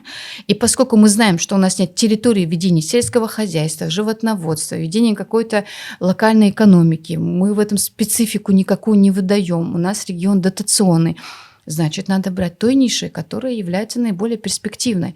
И да, это будут вот эти вот, собственно, интеллектуальные направления. И очень хорошо, что у нас открылся центр компьютеризации, насколько мне известно, IT-школа. Меня это очень радует. Это совершенно грамотная ставка, которая сделана на этот регион. Это образование. И третье, то, что, наверное, очень сильно удивит, но я считаю, что без этого невозможно вообще говорить о будущем нации и народа. Здоровье. Прежде всего, это здоровье. И те, кто находится в Ингушетии, знают, какие проблемы со здоровьем. Не просто имеется в виду какие-то хронические болезни и прочее, а здоровье, связанное с алкоголизмом, с наркоманией и прочим, имеет место быть.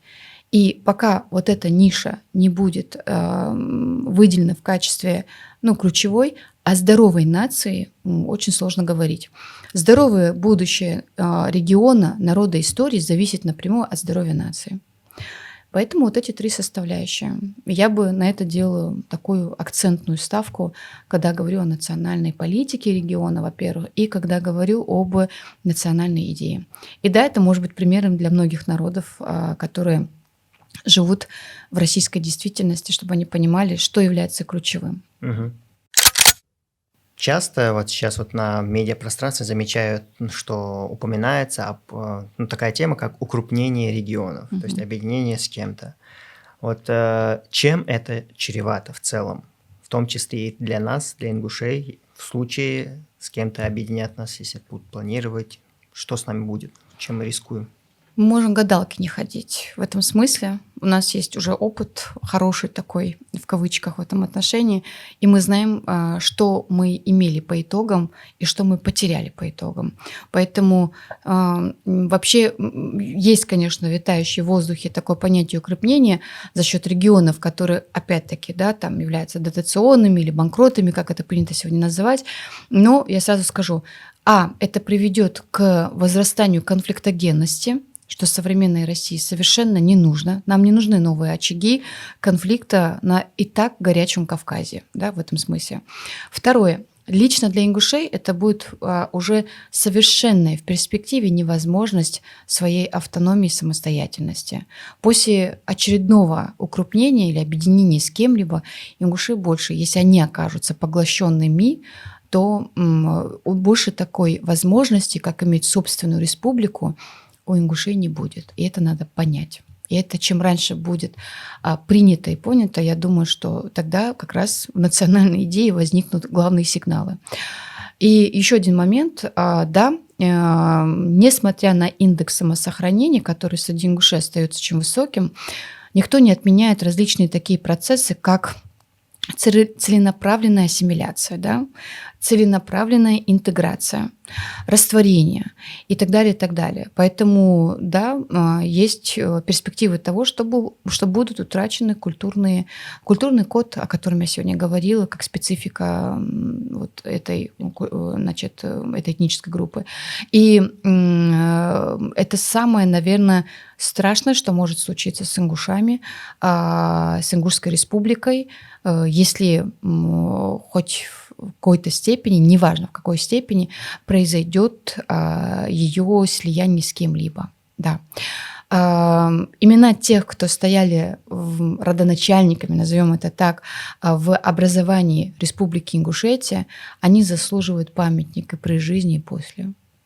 Это то, что является нашей самой важной сегодняшней, самым важным достоянием. Да? Это возможность говорить, что у меня своя республика, своя родина, у меня своя земля, свои башни, свои памятники. И да, я скажу то, что, возможно, вызовет некоторый резонанс, но это будет очередная возможность для тех регионов, с кем, если такое возможно в страшном сне представить укрупнение, просто переписать историю ингушей на свой собственный лад. И это будет большая трагедия. Это уже было сделано, но мы отстояли. И если это в перспективе рассматривать, то ни одной позитивной составляющей от этого момента не предвидится. И, во-вторых, мы не забываем, то, что было характерно для периода советской власти, сегодня в реалиях современности совершенно неприемлемо. И политический режим, политические установки, система законодательной, исполнительной власти и многое другое, оно имеет свою специфику, потому что чем более отдален от федерального центра регион, тем более он, особенно с учетом вот этих традиций обычного права адата, шариата, потому что здесь шариатские институты работают, и кади, да, как известно, тоже решают вопросы. Представьте эту принципиальную разницу между двумя регионами. И получается, одним с другими придется постоянно конфликтовать, потому что уже воспитано не одно поколение, которая знает, как решать свои вопросы. И ходить по острию ножа, укрепляя регионы, это самая плохая затея, которую можно себе представить вот в национальной политике нашего государства. Поэтому плюсов совершенно никаких. Я знаю, что ты работаешь в команде с реставраторами, которые у нас занимаются сейчас в горной части Ингушетии. Чем ты им помогаешь там? Как у вас проходит взаимодействие, работа? Ну, во-первых, нужно назвать имя Рамзана Султыгова. Это человек, который сделал и делает, и я очень надеюсь, будет продолжать свое дело. Я очень надеюсь, что он будет сидеть. Да, он обязательно непременно, вас. да, это будет один из самых потрясающих гостей эфира. Мало того, что он очень компетентен, так у него еще значительный опыт, еще, естественно, за пределами России. То есть у него навыки, которые он получил в Европе, и тем самым это для ингушей просто невероятная возможность и кладезь знаний, которые он может использовать для работы в условиях горного нашего замечательного ландшафта. По поводу сотрудничества. Дело в том, что у нас есть сейчас проекты. Я думаю, что как раз в апреле, когда он приедет в Москву и появится у тебя замечательной студии, да, он об этом расскажет. Мы пока занимаемся этим проектом, поэтому я не буду заведомо никаких спойлеров. Вот. Но хочу сказать, что когда в прошлом году летом была экспедиция, мы встретились с Рамзаном, и он мне показал ту потрясающую работу, которую он реализовал в условиях территории, которая называется Нижний Пхой. И это территория целого замкового комплекса, по идее, а потом уже те археологи, которые работают вместе с ним, и чтобы не было вот этого скептического оценивания, что ингуши работают в Ингушетии, поэтому все это значит, расхваливают, он очень грамотно сделал таким образом, что привлек специалистов различных регионов для того, чтобы, ну, наверняка это грамотно сделано, такой междисциплинарный, межкритический сделать анализ. И они, с ними тоже я пообщалась в ходе экспедиции, действительно, когда археолог имеет значительный опыт, ему достаточно просто посмотреть на ландшафт, и несколько элементов материальной культуры могут раскрыть ему визуализацию того, как это выглядело условно в эпоху там очень раннего средневековья, да, то есть и мне было приятно, когда я общалась с этой командой, которая, археолог из Чебоксара, если мне память не изменяет, он рассказал, что в целом вот этот комплекс Нижний Пхой можно рассматривать как город. Не как просто, да, там условно там основание, да, сейчас осталось, башенный комплекс. Нет, там не основание, там башни. Да, там есть целый комплекс разновидностей их, и в чем там даже погребения были обнаружены, и преимущество заключается в том, что здесь работа ведется одновременно реставрационная, но я бы сказала, где-то еще, безусловно, на основании там, где это возможно, консервации, потому что есть башни, которые требуют работы реставрации. Но знаете, реставрации рознь. Если посмотреть на то, какую реставрацию проводили в горной Ингушетии до Рамзана Султыгова, это просто какое-то безумие, потому что там настолько виден этот реставрационный срез, и это говорит о некачественной и некомпетентной работе. То есть, когда мы видим с вами условно кладку одного типа, а потом видим верхушку кладки совершенно типичной для города Магаз, условно новостроек, конечно, это вообще умаляет. на самом Конечно, деле, это да. ужас, это ужас, это реальный Да. ужас, и визуальный, и исторический, и значительный, и так далее. Рамзан работу какую проводит? Во-первых, он знает о специфике того, каким образом строилась башня. Сухая кладка, да, та самая, или использование специального, как говорится, связующего компонента, когда это применимо, когда неприменимо. Камень. Природный камень. Камни, которые использовались в башнях, они же имеют тоже свою особенность. Во-первых, начнем с того, что в горном ландшафте как таковых камней очень сложно найти. Их часто поднимали с плоскости наверх.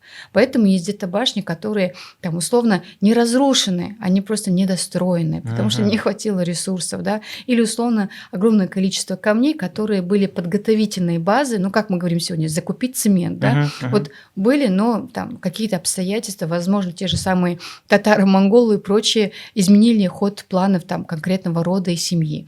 И Рамзан такую работу проводит, которая связана с тем, чтобы, во-первых, использовать исторические данные. Команда, которая собирает материалы в архивах, именно по той местности, которая была ранее описана, сфотографирована, либо запечатлена путем там, изобразительного искусства, да, то есть каких-то зарисовок, это все привозится сюда на базу, и это все что делает? Сравнивается, сопоставляется и восстанавливается так, как это было в прошлом, а не как это там условно какого-нибудь самоучки, фантазера, который решил, почему бы еще этаж на башню, как говорится, не достроить, да? Хотя изначально ее там совершенно не было, она не представлялась. Второй момент. Даже использование камня.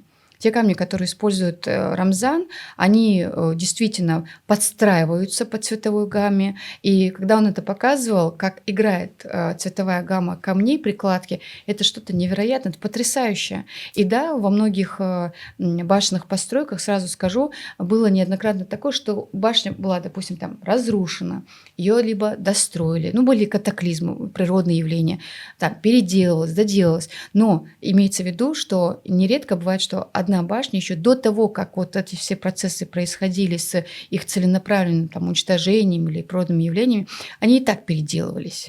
И эти камни, они поэтому играют везде вот по-разному. И вот за счет этой игры, особенно с тем, что климат же тоже менялся, и поэтому появляется определенное наслоение на поверхности камня, оно как бы застаривает, вот так скажем, да, это ведь тоже надо учитывать при реставрации и так конечно. далее. И вот этот принципиально важный момент, когда реставратор болеет тем, что будет по итогу его работы, в случае с командой Рамзана Султыгова ощущается в полной мере. И плюс ко всему, одно очень важное дело, которое делает Рамзан, это то, что он открыл школу каменщиков. Это означает, что теперь самоучек в республике, да, которые на свой собственный лад и интерес могут что-то делать, скорее всего, не будет. Люди будут исключительно компетентные, получившие образование, сертификат, да, знания и так далее. У нас несколько человек, которые приезжали к Рамзану и читали лекции, например, да, там, о тех или иных особенностях, там, и как строились башни, какая специфика, и как складывался быт. Потому что башня – это ведь не только камень, там и фундамент. Причем фундамента, как вы знаете, нет. Башни нету как такового. Да. Башня – это, во-первых, точный расчет того, что будет внутри, что будет снаружи. И, конечно же, богатое зодчество каменное, которое проявляется даже в том, как эта башня будет украшаться. Сама по себе башня – это отдельное украшение. Если мы посмотрим на башенные комплексы, которые вот в том же самом Джейрахе и так далее, то как будто бы они грибы после дождя вырастают, да, вот в этой скалистой местности. Да. Они настолько вписываемы, что у меня нет совершенно сомнений, что у предков моих и наверняка твоих было потрясающее чувство прекрасного. О, да. А есть понимание, вот в целом, ну, может быть, не всех, но возраста этих башен? Есть и подтверждающие документы, и анализ вот эти вот подтверждающие. Ну, документы – это, безусловно, те описания, которые фигурируют. Они нас уносят там, в Средневековье. Это один момент. Но есть очень важная составляющая, какие конкретно башни мы рассматриваем. Ну, да. Есть же боевые, Есть полубоевые, есть жилые башни, есть условно каменное зодчество, которое относится к наиболее раннему типу. Это как вот о пирамидах, о которых я говорила сегодня. Они все проходят эволюцию. В чем-то приобретается навык, что-то утрачивается, и, соответственно, мастерство приходит с чем? Со временем. Да? Поэтому имена мастеров, они потом вписываются, как говорится, вот в целом вот в культурную историю, как говорится, региона и народа. Но я хочу сказать, что в зависимости от того, какую мы смотрим с вами постройку, и будет зависеть ее периодизация. Какие-нибудь циклопические постройки, да, они уходят там в эпоху до нашей эры, например, да, то есть, ну, пожалуйста. Если мы говорим об идеальных вот этих потрясающих красавицах, башнях боевых, которые там имеют потрясающе высотное свое воспроизведение, ну, это будет средневековье, причем там позднее средневековье. Жилые башни строятся, конечно, гораздо раньше, потому что прежде всего человек думает о том, где ему жить. И только потом думает, когда возникает ситуация с угрозой или сталкивается он с угрозой, что ему нужна крепость. И такой крепостью выступает боевая башня.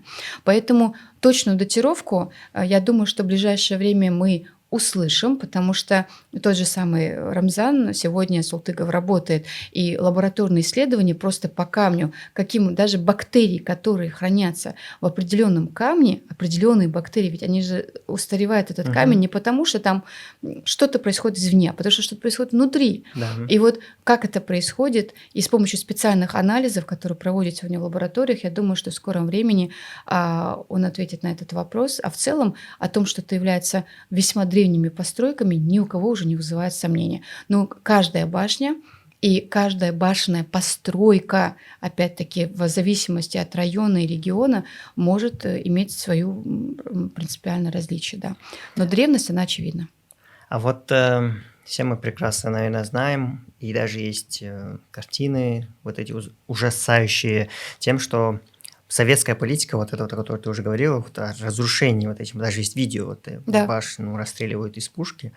Просто я когда смотрю, задаюсь вопросом, если они начали это, почему они это не завершили, почему просто предприняли попытку и оставили это, то есть почему так, есть понимание, информация, почему все еще, условно говоря, мы можем наблюдать там несколько, условно говоря, разбитых башен, но тем не менее их все еще много. Все еще много, да. На самом деле все очень просто. Если бы хватало бы ресурсов на то, чтобы уничтожить такое огромное количество памятников, когда одновременно, в общем-то, идет война, и одновременно затрачивается просто глобальное количество ресурсов для того, чтобы организовать депортацию народов, да, тогда бы это было бы, возможно, завершено. Но помимо там, условно властей советских, в этом отношении очень хорошо еще старались соседи, которые не имели такого наследия и которые ревностно относились к тому, что у ингушей оно было. Это наблюдается сегодня, кстати, повсеместно, там, где уже, благо, на территории горного ландшафта ведется наблюдение, то есть охранная система. Почему? Потому что, да, были случаи, когда, так же, как это в свое время называли, разграбление или расхищение гробниц, понимаете, там пирамид. То же самое происходило и здесь, да, то есть такая попытка была. И особое такое неприятие у меня возникает, когда это еще сказывается или оказывается на территории солнечных могильников. Ведь там-то то, что хранится, это вообще, ну, святая святых, это настолько нетолерантно, негуманно, ведь мы говорим об останках человеческой культуры, да, то есть человеческого тела. Поэтому этот момент очевиден. Но когда мы говорим, почему не была завершена, потому что на это необходимы были ресурсы. И если ты помнишь кадры съемок, да, когда были запущены из пушек выстрелы в башне, для меня это всегда слезно, но с другой стороны я смотрю с гордостью, когда она все равно устойчиво стоит на своем фундаменте, и если даже и уничтожается, то только верхушка да, а все остальное стоит также устойчиво. Это удивительно, на самом деле. Вообще, это насколько... Это просто, это что-то невероятное. Это вот коротко об характере и менталитете. Да? Вот башня – это фактически символ менталитета народа. Ты ее уничтожаешь, ты пытаешься ее взорвать и так далее. А фундамент, он крепнет, он остается. Народ вернулся, народ возвращается, народ восстанавливает, отбивает свою независимость в плане там, самостоятельности, да, республики и так далее, и так далее. Нам не хватает вот людей, которые периодически напоминали о этой важности и нужности, да, да. Ну, я думаю, что потихоньку все-таки идет тренд. Да, да. Потихоньку. По факту, все-таки исторически, когда произошло проникновение ислама в Ингушетию, среди ингушей? Я могу назвать самые ближайшие даты проникновения, то есть когда ингушские, алгайские общества столкнулись с исламом. Это уже после VII века, когда, собственно, фактически сахабы пророка Мухаммада, алейхиссалату вассалам, да, стали проникать на территорию Прикаспия, да, и оказываться на территории сначала Дагестана, и потом по цепной реакции достигая, собственно, территории современной Ингушетии. Это не значит, что они физически перемещались. Мы не забываем о том, что в тот указанный период, то есть мы берем с вами периодизацию, условно, 8 век, да, в этот период очень активны были связи. И почему, допустим, и твои предки, и мои предки, если мы возьмем поколение, например, там 7 или 6, знали как минимум 2 языка. Свой родной и язык тюркский.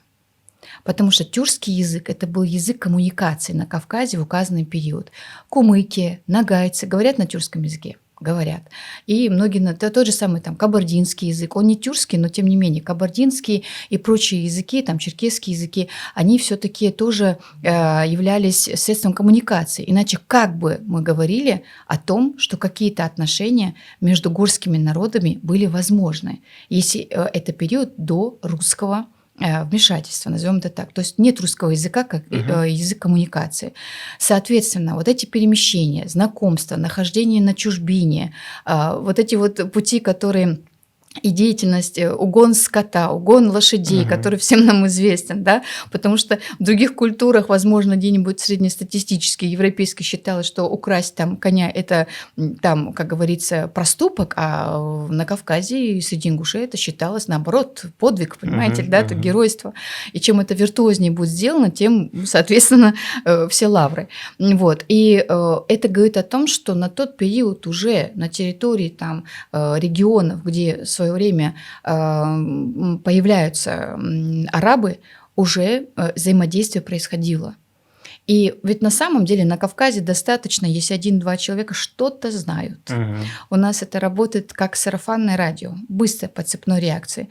Поэтому и в языке очень много у нас чего? Арабской терминологии, которую мы говорим. Вот мы говорим «дуни», да, там, а это слово «дунья». Да. Более того, даже в арабский язык это проникло из древнеиндийского языка. То есть вот по цепной реакции.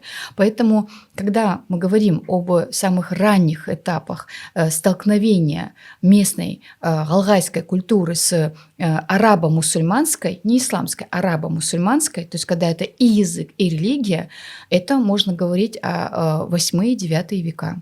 Но суфизм, который нам известен на Кавказе, он имеет тысячелетнюю историю. Соответственно, 1000 лет из суфизма на Кавказе – это тоже период ознакомления с исламом. Поэтому современные ингуши частично являются последователями суфийского ислама, да, в традиции своей, и частично того, который мы называем салафитским исламом. Да. Танзила, вот в процессе твоей работы, твоей деятельности, изучения ингушской культуры, там есть ли факты, которые для тебя оказались какими-то супер неожиданными, что тебя удивили и поразили? Да. 2 факта, о которых я скажу. Во-первых, тот, о котором я чуть-чуть упомянула ранее, это то, что в целом мы говорим не о комплексах башен, как, допустим, какой-то комбинации там, близкого родства, а то, что это были целые каменные города. Это меня удивило, это говорит о том, что это было протогосударственное образование. Это шикарно, как говорится, понимать, что предки твои уже которые обладали навыками создания урбанизированной среды, где четко было обозначено там часть ремесленная, бытовая, военная и прочее, прочее, да, то есть этот момент. И второй момент – это то, что уже не вызывает сомнения о том, что те памятники, которые сегодня являются у нас памятниками как будто бы христианского зодчества и христианской направленности, как, например, храм Тхабаирды, во-первых, я догадывалась, что он, безусловно, использовался как языческий храм, но дело в том, что он изначально, оказывается, был совсем другой проекцией, и если сегодня археологи смогут найти возможность проведения подземных, как говорится, да, то есть раскопочных работ, нам откроется совершенно новая страница нашей истории, еще более глубокой древности. То есть храм использовался и изначально строился как храм языческий, не языческий, а именно вот это древненародной, древнерелигиозной направленности, то, о чем я говорила в начале. И то, что этот фундамент там есть, для меня стало открытием и, конечно же, безумным желанием быстрее, как можно, чтобы работа в этом направлении была проведена, и нам открылись новые страницы нашего народа. Танзила, к слову, про ингушский язык, так скажем, существует такой ученый, как Джоан Николс, да, ее исследования. Могла бы ты немножко рассказать, чтобы мы поняли, про что речь и почему нам это важно знать? Во-первых, я очень рада, что они уже известны более, чем наши старания переводить текст ее работы, потому что текст был английский, издания и работы ее, они англоязычные, поэтому, конечно, в этом направлении тоже работали. И то, что это становится действительно сейчас достоянием общественности, свидетельствует о том, что интерес к языку, он сейчас очень обостренный.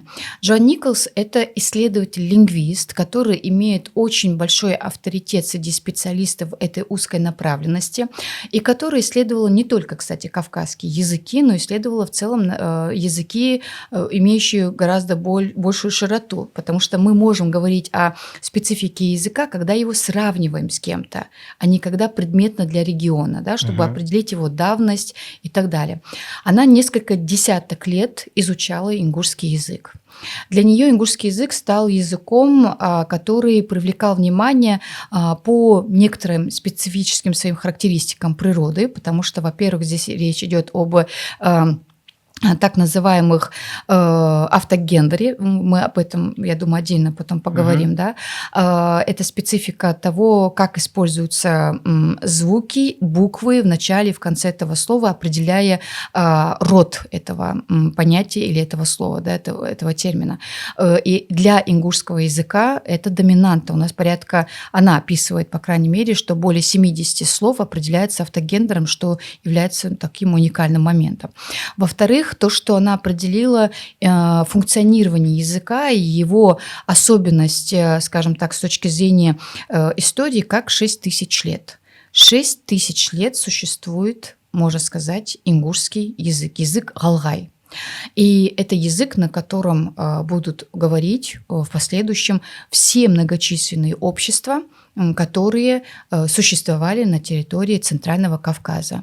Ни один из других языков не может претендовать, по крайней мере, по тем современным исследованиям.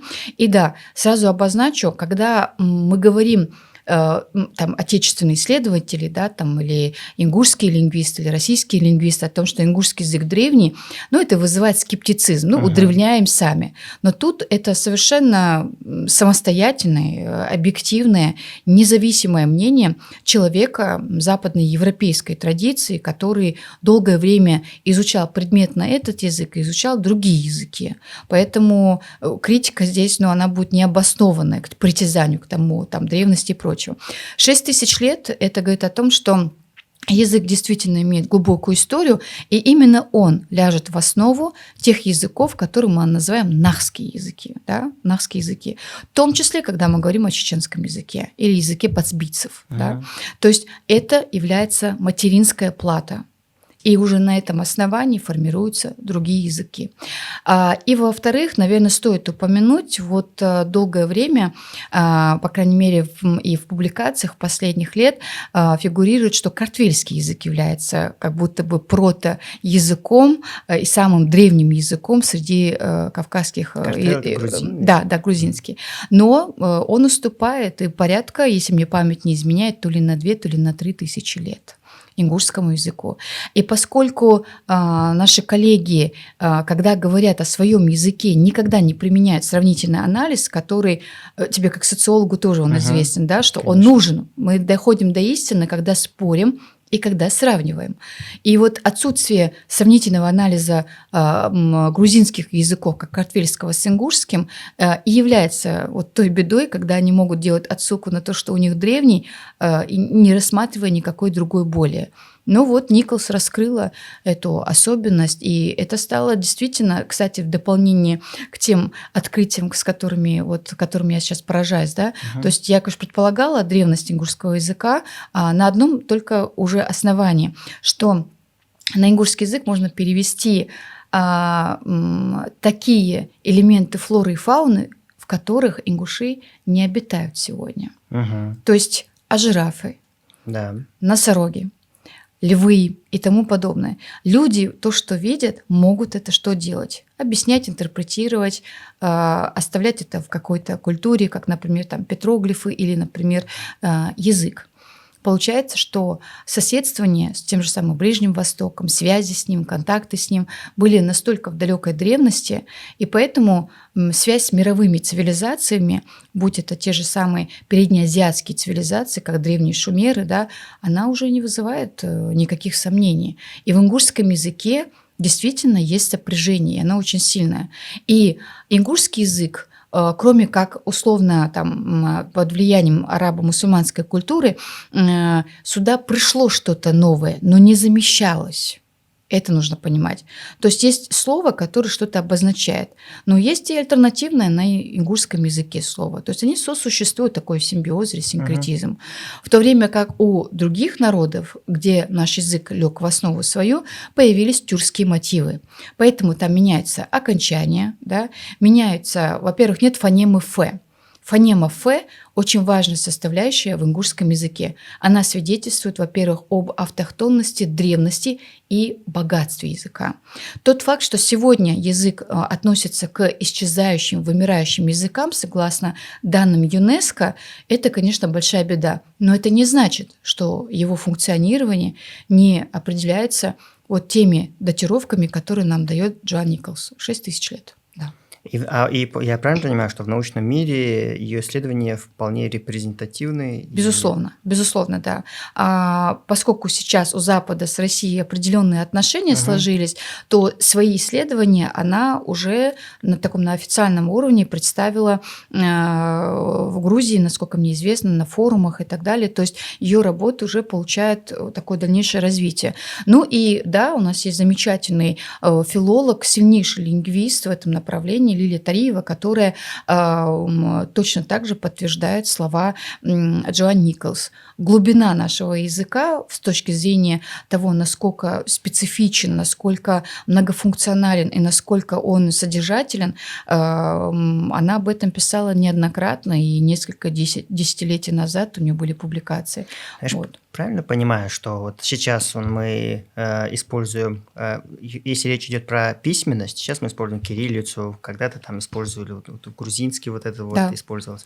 Получается, если настолько давно, то есть казалось бы, у нас нет своей письменности, но когда-то она, получается, была, либо Это казалось бы, потерялась? да. Точно так же, как говорят, что вот там нет условно каких-то там элементов культуры и прочее. Опять-таки, нестабильность существования, постоянные угрозы извне, постоянные... Но опять, если мы говорим о том, что статистика населения, вот эти официальные данные 500 тысяч, да, безусловно, нас больше, понятное дело. Но все равно вот до этого миллиона, да, то есть все время что-то происходит. И в разные эпохи были разные инструменты того, что население сокращалось. То есть только люди начнут чем-то заниматься, воспроизводить и прочее, как это что делало? Не давало возможности для дальнейшего развития, потому что были различные события. И кто-то скажет, у других тоже были. Да, были, но при этом не забываем о многочисленности культуры. Грузины многочисленны, армяне многочисленны, да, и так далее, и так далее. Здесь всегда был принцип выживания. Но даже несмотря на это, когда невозможно было сохранить духовную культуру, ингуши сохранили материальную культуру. Эти башни. Вот они у нас сохранились хорошо. И если мы хотим говорить о письменности, одного того факта достаточно, что у нас более 1000 петроглифов обнаружено на территории горной и плоскостной Ингушетии, что свидетельствует о том, что у нас была даже ранняя петроглифическая письменность. Нам через петроглифы было возможно передавать ту или иную информацию. И этого было достаточно. То есть, а дальнейшая письменность, она была, но она была уничтожена. Почему? Потому что люди не имели возможности заниматься развитием духовной культуры, потому что был принцип выживания. Точно так же в депортации. В депортации ингуши что сделали? Они же не приумножили культуру, они ее утратили, эту культуру. Вернувшись в Ингушетию, очень многие просто уже не умели пользоваться музыкальными инструментами, которые были до этого. А там же ведь хватило с 44 по 50 годы, буквально там 10-13 лет. Вот настолько это может быть трагичным. И не все же вернулись в 50-х годах. Конечно. Еще конечно, и этот важный момент. остались, да. Танзила, какая у тебя профессиональная мечта? То есть исследование. Представим, что у тебя есть неограниченное количество ресурсов. Что бы ты исследовала, что бы изучила, на что бы обратила? Меня было бы не остановить. Ресурсы – это единственное, что меня останавливает. И то останавливает в каком смысле? Для большего объема работы. Профессиональная моя мечта – это, наверное, все-таки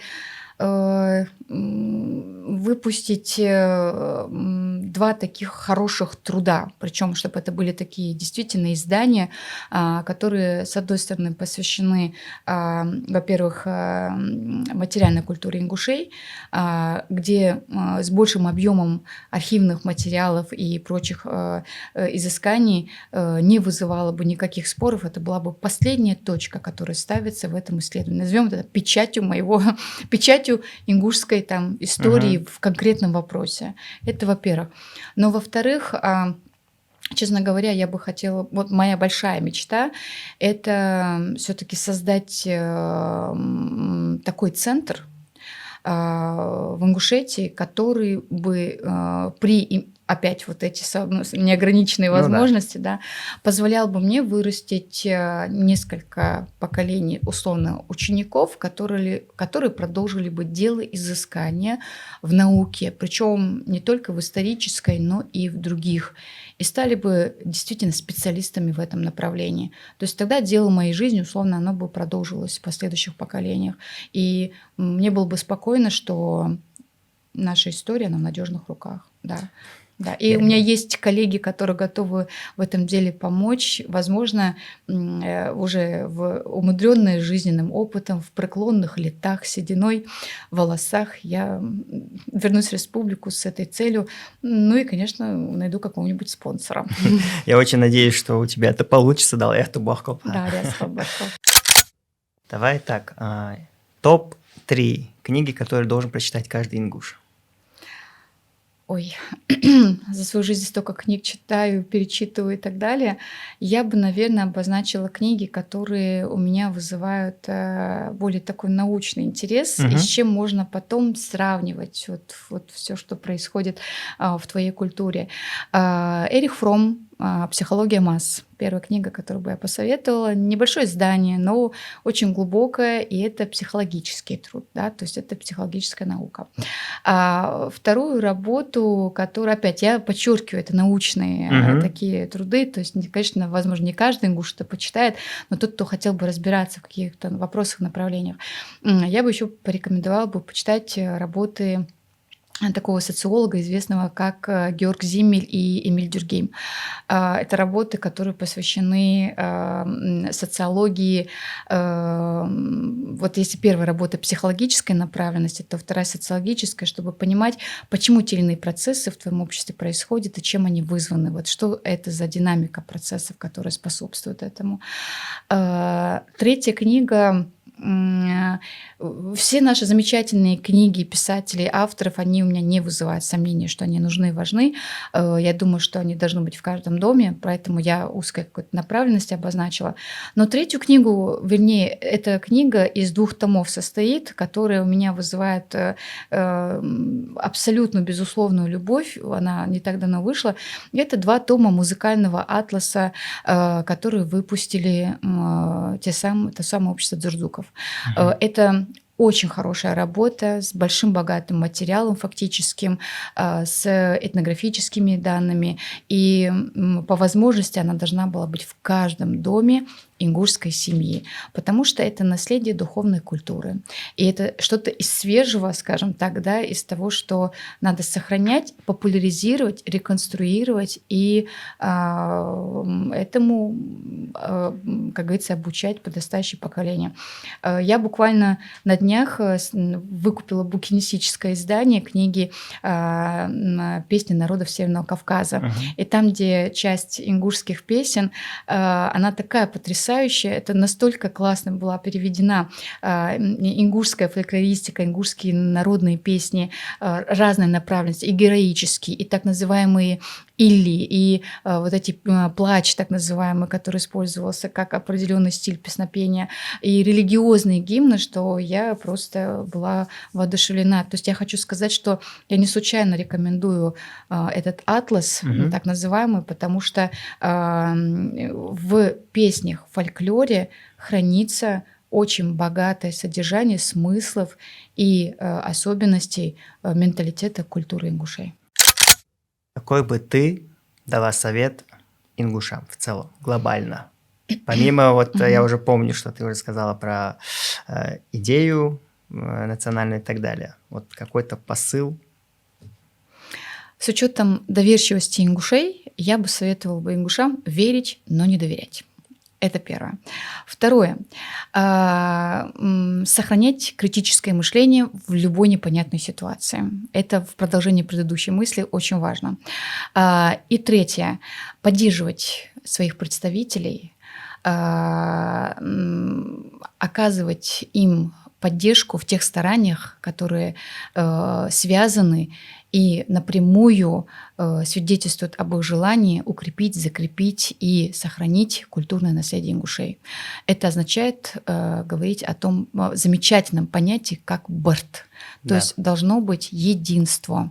И вот то, что я бы хотела бы посоветовать.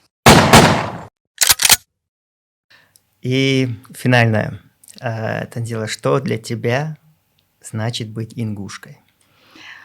Для меня быть ингушкой – это, я не побоюсь этого слова, это такой отдельный вид экстрима в жизни, потому что быть ингушом очень сложно, быть ингушкой очень сложно. Это всегда большой бэкграунд ответственности и всего того прошлого, которое наверняка с тобой будет принесено в любой ситуации, в которой ты окажешься, даже в загробной жизни. Поэтому быть ингушкой для меня, есть такая мысль, которая у меня всегда остается вот здесь в голове, это когда, несмотря на многочисленные табу, которые существуют в моей культуре и которым я стараюсь следовать, оставаться свободным человеком. Когда я могу любому человеку, вне зависимости от его сословного и прочего характера, принадлежности и так далее, всегда ощущать себя на равных и знать, что у меня есть тыл. И да, следуя запретам, оставаться свободным человеком.